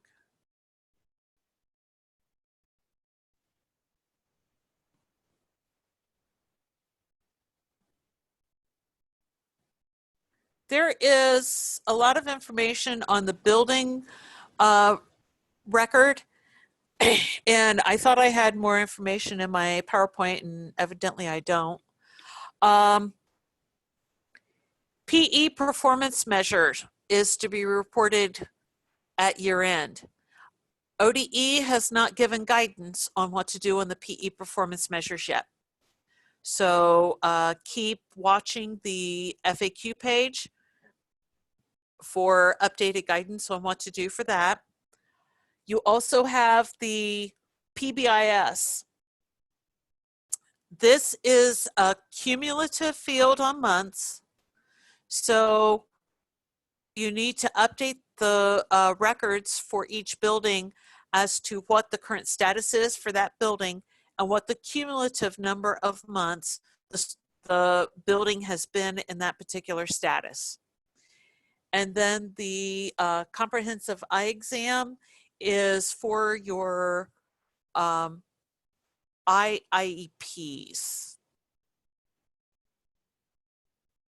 Mary, can I go back to the building organization? It says Yes. one record per building. Do I need to report one for each one of my clones as well? No, because they are not building IRNs that belong to CTEC. CTEC has one building IRN. It's 051219. Okay. That so I is would- CTEC's only IRN that they own. So that's the only building IRN that you have to report. Okay. And when you're reporting your clone buildings, all of those student records are going in as the student belonging to the 051219. Okay. That's a good question, though. Membership and program reporting. Verify and update the membership codes. Part of section 2.9 of the EMIS manual. Table 1 gives a list of what codes are required when. Staff member is required for the codes that are listed here. And there's new codes for limited English proficiency. The codes for athletics and interscholastic academic clubs are reported for students in grades 7 to 12. I had the question asked, do we report the spring sports membership codes because practice started in February, but everything came to a screeching halt the middle of March? Do we still go ahead and report those codes? I have a ticket to ODE, which unless they've answered me since our call started at 9 o'clock, I have not received an answer on. I will let you know when I do get a response from ODE on that.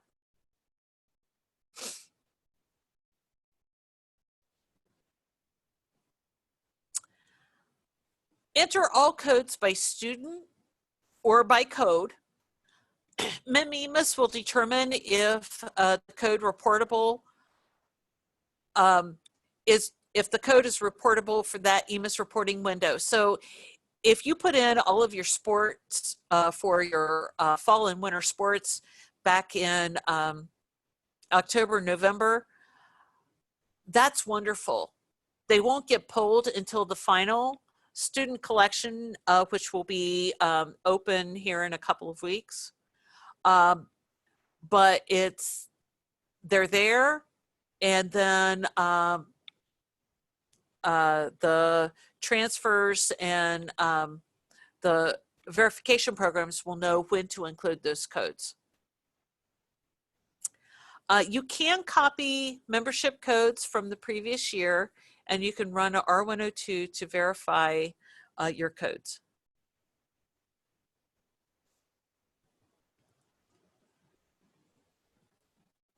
Run EMIS in verify mode, and there's an option to verify the special education service codes, the 215s.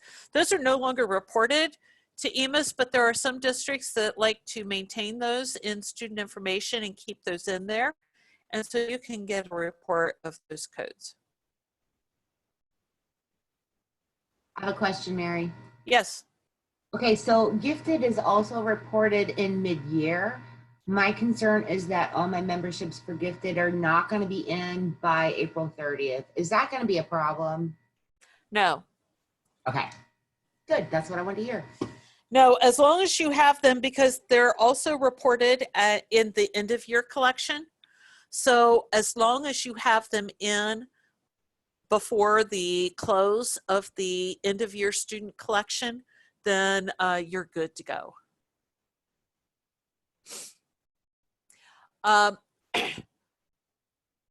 Your districts also need to report the REMP codes, and those again are reported in all 3 collections. Even though you don't have the spring assessments and a lot of things have been relaxed as far as the report card goes, districts still need to do a good faith effort in providing the services per the REMP to the students that were not on track, and not stop doing stuff just because the method of education has changed drastically midstream.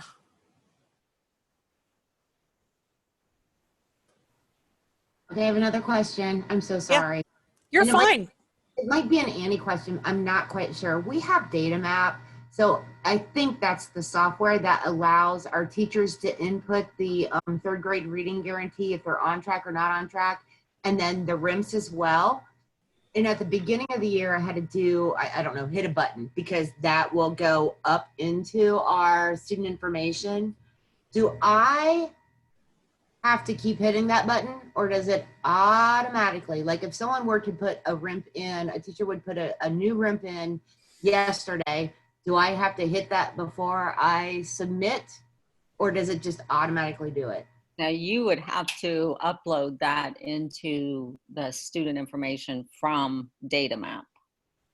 I'm pretty sure on that, but I will verify and get back with you. I will talk with Beth. I'll message in her and I let you. don't think I've done it I don't think I've done it since the beginning of the year. And I know that we've had new students. I know that there's that 30-day thing that you have to test, but whether they're on track. And I am like not, if I run a report, I'm not missing anyone that does not have that information in there.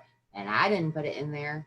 So that's why I was thinking, oh, maybe it's doing it itself. So, but I really, do need to know if I need to hit that button before I'm submitting. I will let you know before we get off of the Zoom, but I can check with Beth. Okay. Thanks. I would think that you would have to if it's like an EMIS thing, unless they've changed it to where it just automatically is there. But I don't recall that, but I will let you know.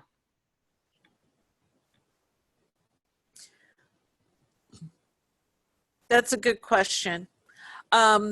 Discipline reporting.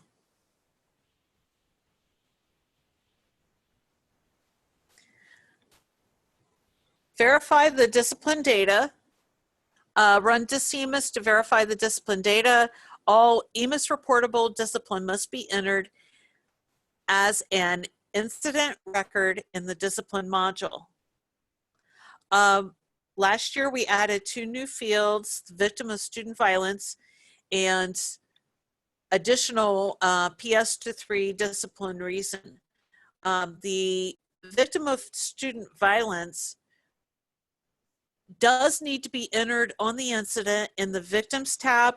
You can choose not to put the individual's name, but you can put the type of, if it was against a student, if it was against a teacher, if it was against someone from another district, someone from the outside. There's a lot of options on that victim of student violence. And then the additional PS-3 discipline reason is there are certain disciplines that shouldn't be given to a student 3rd grade and under, and if you do, you have to put in the reason why that was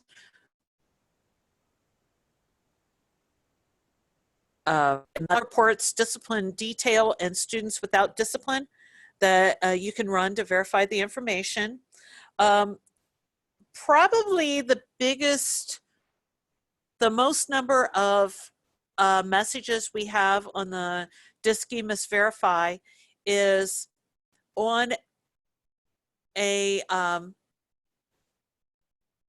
discipline record.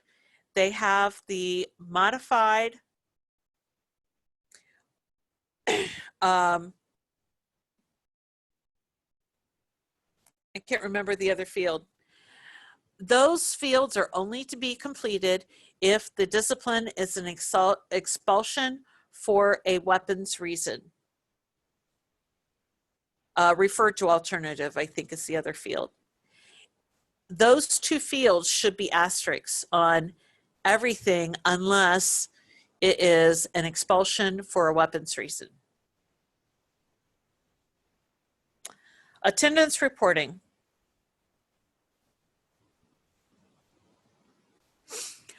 Run the EMIS attendance hour summary. There are several ad hoc reports that you can run. The EMIS attendance hour summary, I believe, is what has replaced the R500 for the auditors. So it's recommended that you save a copy of this report for the auditors. The EMIS FS standing attendance detail lists each student with their attendance hours, including excused and unexcused hours. The yearly absence detail with perfect attendance and the yearly absence detail and sub-calendar hours analysis are all good reports that you can run to verify the attendance. If you have students that is showing up on your skip student report and are not calculating attendance and absence hours, the two major culprits I found on that is, the first is the FD calendar attendance pattern and calendar that they are attached to on the FD tab does not match the building the calendar on their general tab. So that is the first thing I would check. And then the other thing, especially if you have a large group of students that are not showing attendance and absence, is the when you have say you had a 2-hour weather-related delay, and on that exception you had to put in the actual start and end times of the day for the sub-calendar, and that start and end time was put in as starting at let's say 9 a.m. to 2:35 a.m. Well, that AM and PM times actually didn't equate very well. And so that can stop the attendance and absence from calculating. Once those issues are corrected, just run add up EMIS and it will recalculate the attendance and absence for the students again. Add up EMIS is set up to run nightly, but we do recommend that you run it in update mode prior to every submission so that it contains the most up-to-date attendance information available. And as I said, it'll calculate correctly based on the attendance calendar on the FD tab and the percent of time.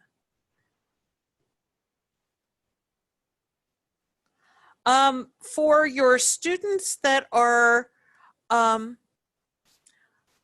say, residence district placed in a non-pub or school age ESC,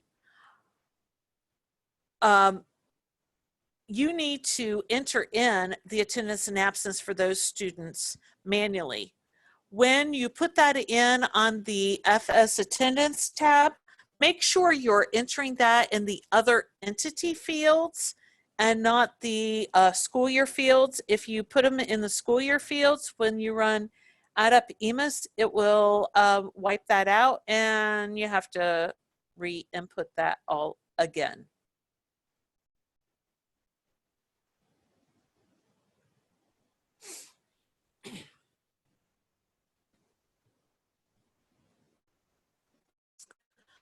Student truancy and excessive absence records.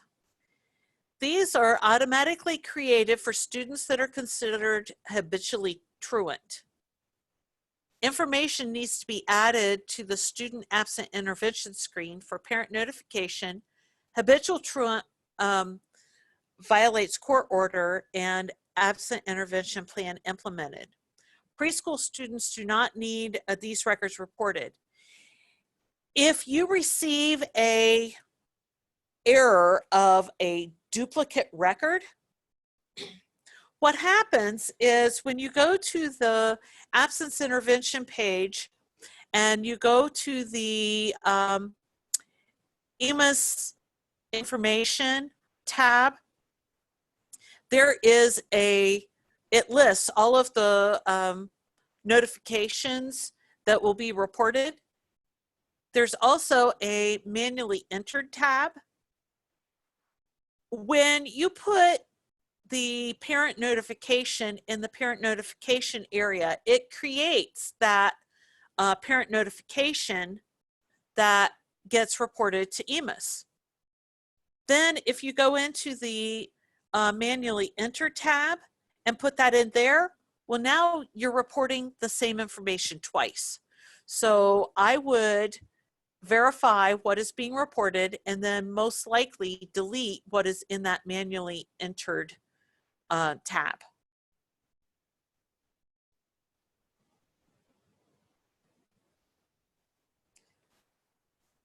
Majority of attendance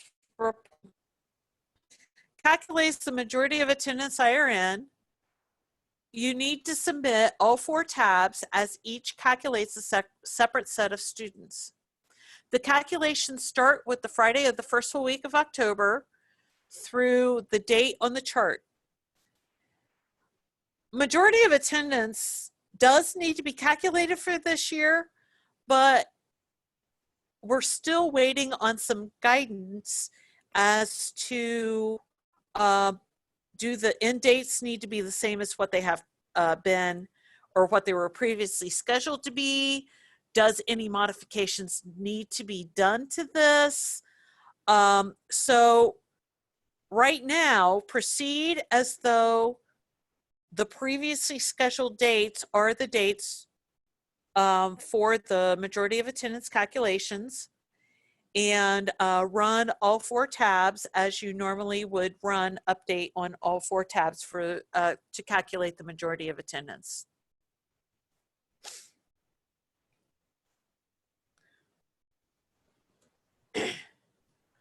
Once all of this has been done, the EMIS coordinator can run check EMIS to verify all programs have been run in verify or update mode for all buildings, indicates if the program's been run too early, or check the history of when certain items have been verified, updated, or transferred.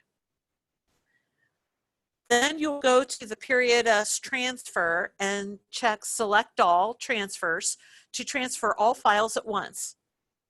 Also check flat file transfer for data collector, and this will take that file and put it in the data collector. So then all you need to do is go to the data collector and start your collection.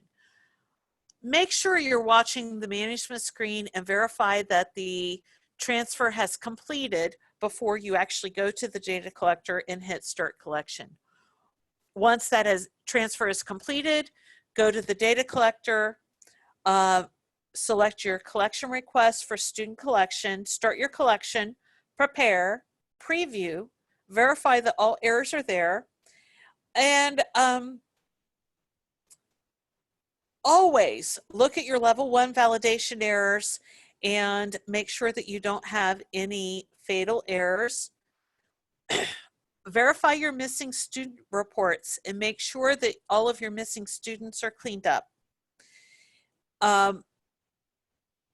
Compare your information from submission to submission to make sure that you aren't missing anything.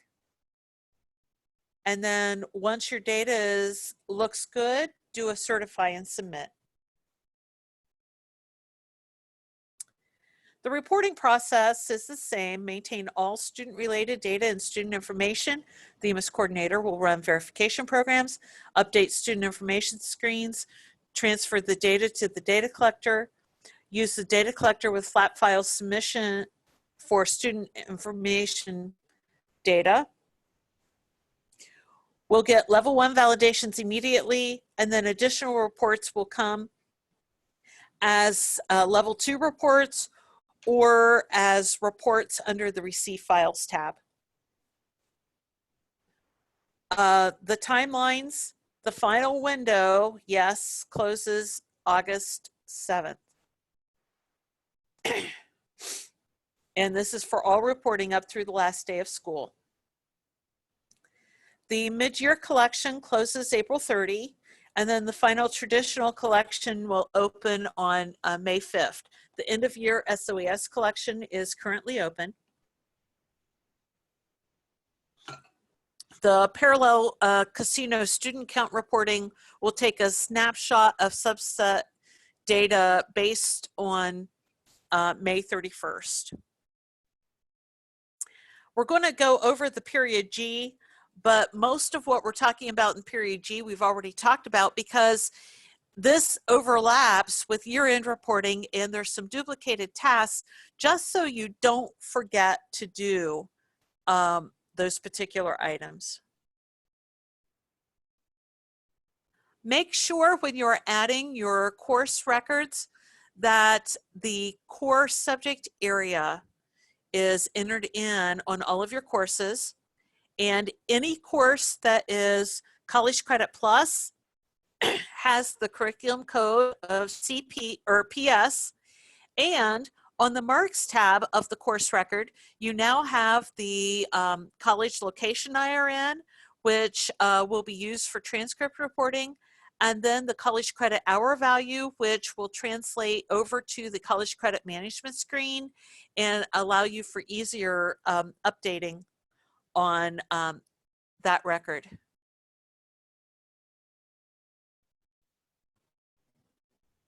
Update courses with the dual credit option. Any college credit plus course needs to be marked as dual credit. This applies both to courses and course history. And it's on the general tab of the course record.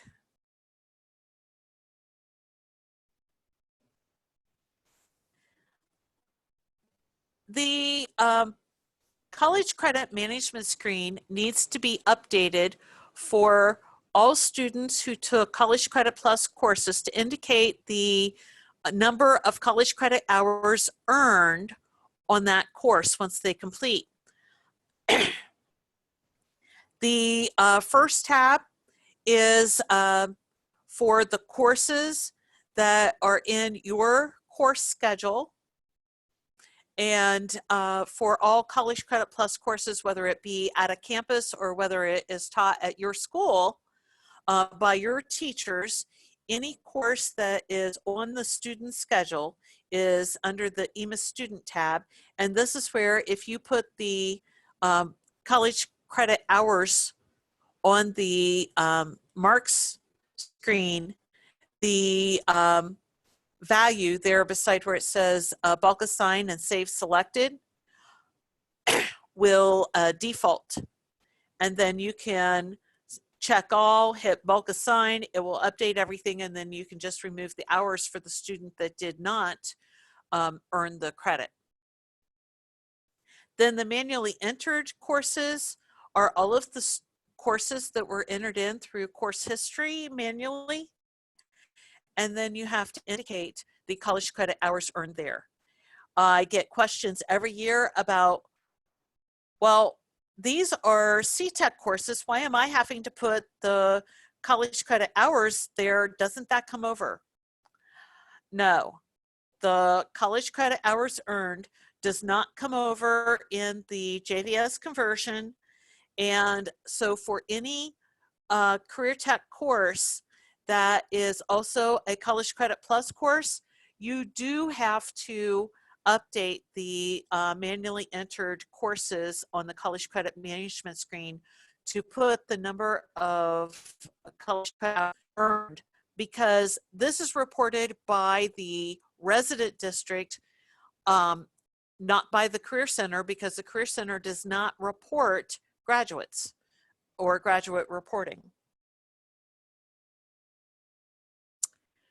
Run the CRSE to verify courses are marked appropriately. Graduation pathways. Again, so please refer to the COVID-19 FAQs and graduation information on do you still have to put the codes in if the students met the graduation requirements through one of the alternative graduation methods. You do have to put in the codes if the student meets Ohio Means Job or achieved the seal of biliteracy. And then we already talked about updating the graduation date and diploma type, so we're not going to talk about that again. And also the power. Also on the power withdrawal, as Shelley was asking if she could use that for her clone buildings for her satellite students.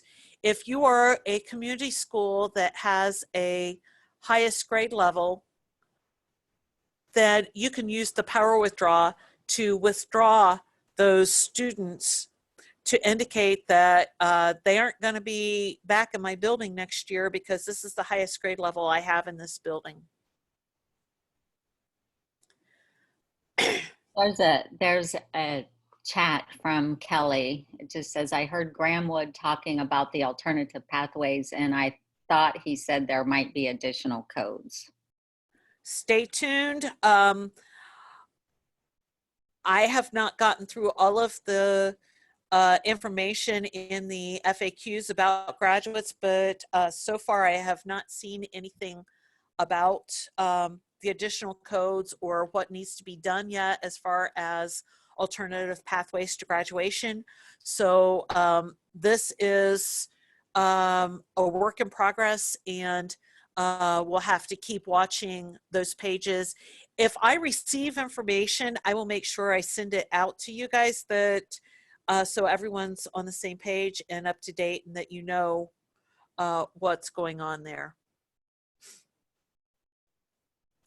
There are 5 groups of information on the FN graduate tab that needs completed to indicate if the student met the economics, the core economics and financial literacy requirement, met the fine arts requirement, if the student was exempted from the graduation PE graduation requirement, if the student was exempted from meeting the core graduation requirements, or if the core graduation requirements were met. You can create ad hoc groups for that, and if you feel comfortable running the student profile bulk update, or if you want LACA to run that, make sure that the groups are unchecked as private. When you let us know, could you please update that field for us?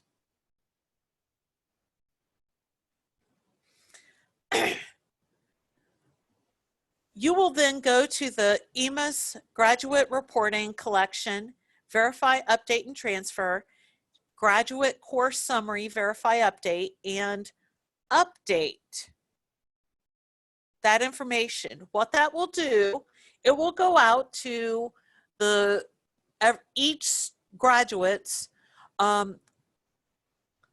courses and course history, and on courses that they have earned credit, it will total the number of credits earned by course subject area, and also the College Credit Plus hours earned based off the College Credit Management record. And then that is reported to ODE as part of the graduate collection. If you start making manual updates to the course summary record, then don't do the update anymore. But most people, instead of making manual updates, they update the course history or the course record, and then they run that mass update of the course subject records and or course summary record, and then that updates for everyone. This is maintained in the 1920 school year. It will poll if you have summer graduates that are indicated as such in the 2021 school year, but the course summary and the graduate collection is run out of the 1920.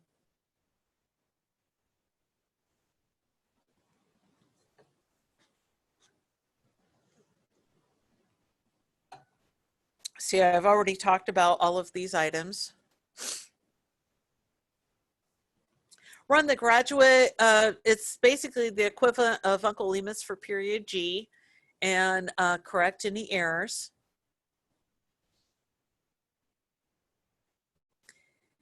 Verify all reportable assessment records are on file. One thing about this collection, it will report all assessments, even if they may be reported in another collection that pertain to graduates. So if you've missed one of the reporting collections, they will be picked up in this one if they are a graduate.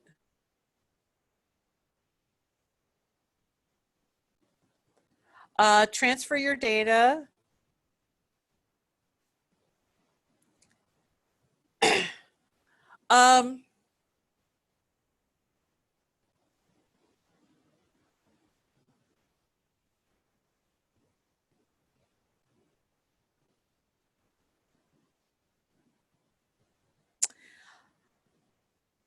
Summer withdrawal, summer graduates need to be withdrawn in the 2021 school year.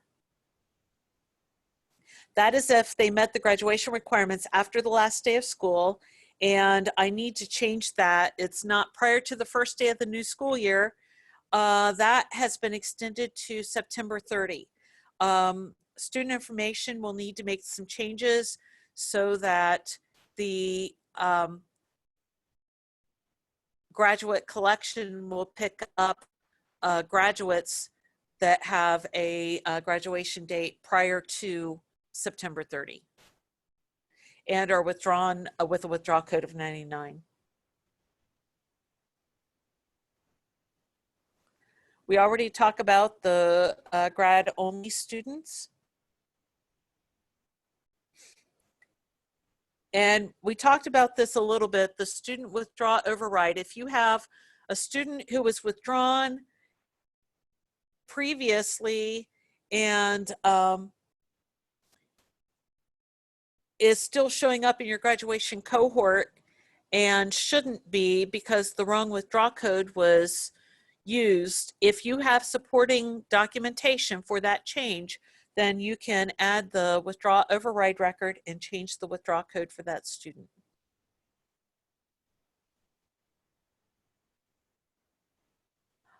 Transfer your period G data. Again, this is in the 1920 school year. Do a select all, flat file transfer to data collector.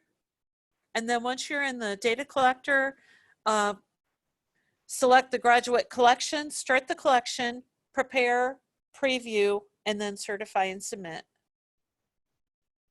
I'm going to go over assessments here briefly too. Are there any questions about either the student checklist or the graduate checklist that haven't already been asked?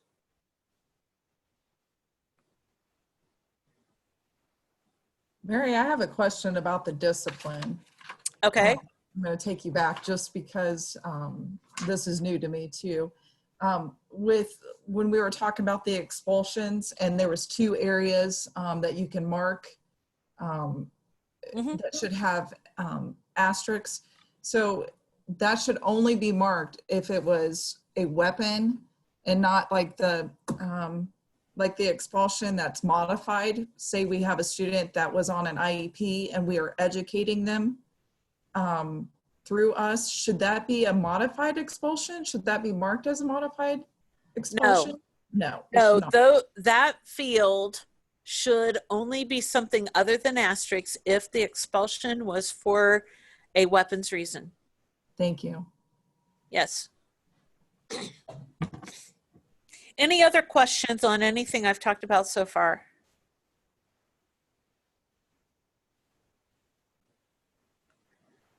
Okay, assessments. All assessment types are their own collection requests, each start and end at different dates. There is a period A assessment checklist. It's not in a do in this order checklist. It talks about each assessment type, what type the file has to be in to load it, the assessment imports, what the options are in that particular assessment. So I sent that out to you as part of what I sent. Please refer to that document. It has a lot of really good information. And here's just a sample of what the page looks like on the file types for each assessment to load. The last column tells you what file layout is required to load that into student information. When you are importing assessment records, the district must be in context. Navigate to the page and use the drop-down list to select the type of assessment to be reported.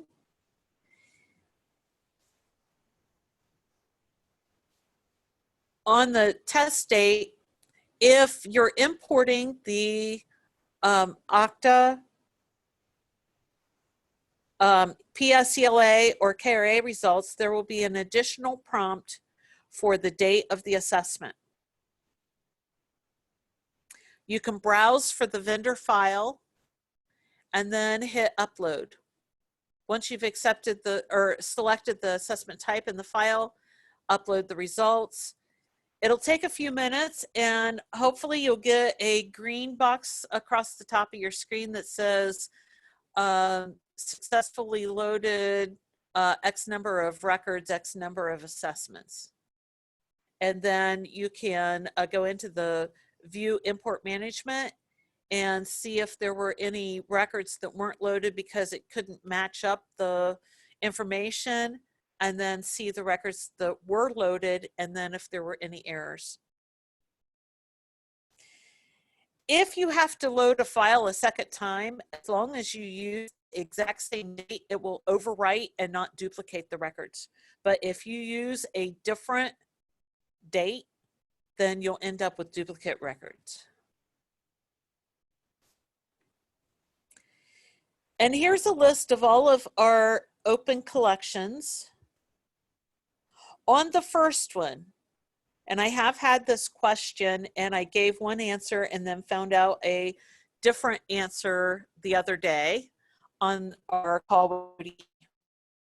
For the summer and fall end of course assessment, if a district failed to load their fall EOC results and get those submitted prior to the close of that collection on March 27th, then previously we said, oh, no problem, because that will go as part of the spring EOC collection.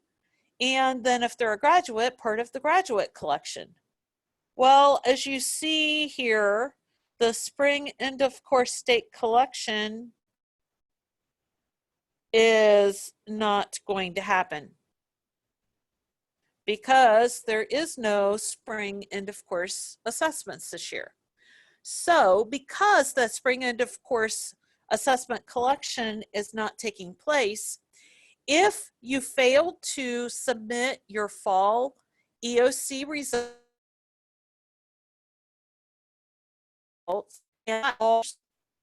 then there will be a fall EOC appeal window open. I believe it opens next week. And then you will be able to submit those results as part of that appeal. I've had questions about the child outcome summary and the spring early learning assessment for preschool students. Do those still need to be done since we're not in a face-to-face environment? And when I asked that question on the call, David said that information should be in the assessment FAQ under the COVID-19 page on ODE's website. There is still some outstanding consideration on the OELPA. And I believe the alternate assessment, because those two had not completed, but some of the students had taken the assessments and some had not. So look for additional information concerning those. For your other assessments that were open and have missing lists, the missing lists are only going to reflect vendor results that had been submitted prior to March 13th, and the collections will be changed so that the missing list will not throw out students based on enrollment. Are there any other questions about these particular, about any of the assessment time windows on this page?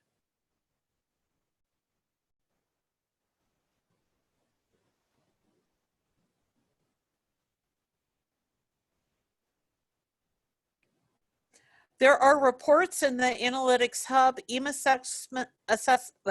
section, State Assessment Below Reported Score, and State Assessment Report. On the assessment collection, you can select all and transfer all assessments at one time, and then you can just run each of your assessment collections. It doesn't hurt that all of them are in there, and you don't have to select your PSELA and transfer that and run that collection, and then you don't have to do one at a time. You can do them all at one time and then run all of your assessment collections in the data collector. You will have a count of assessment records excluded because it will indicate the types that were in that file that aren't required, that aren't required for that assessment collection.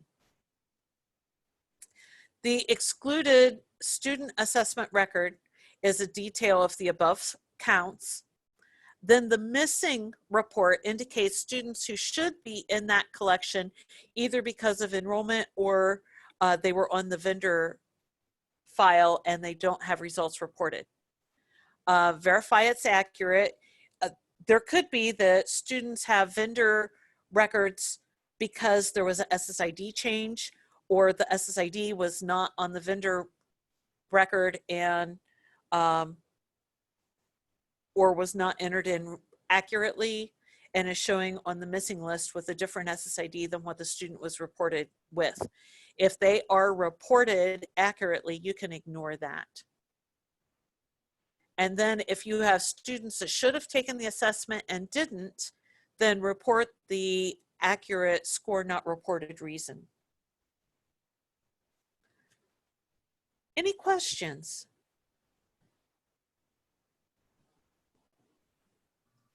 Okay, I do. Hi, Kathy. Okay, so on our College Credit Plus kiddos that take the class, they don't, typically we would create a test record so they're not on the end of course missing list with the corresponding point or whatever points for the grade that they got. So continue to do that. I would. Yeah. I would. Okay. I think that's the only question I have. Any other questions?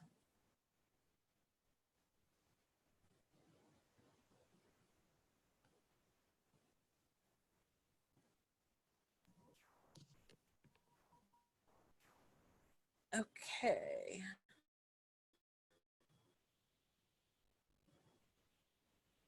I'm going to stop the recording.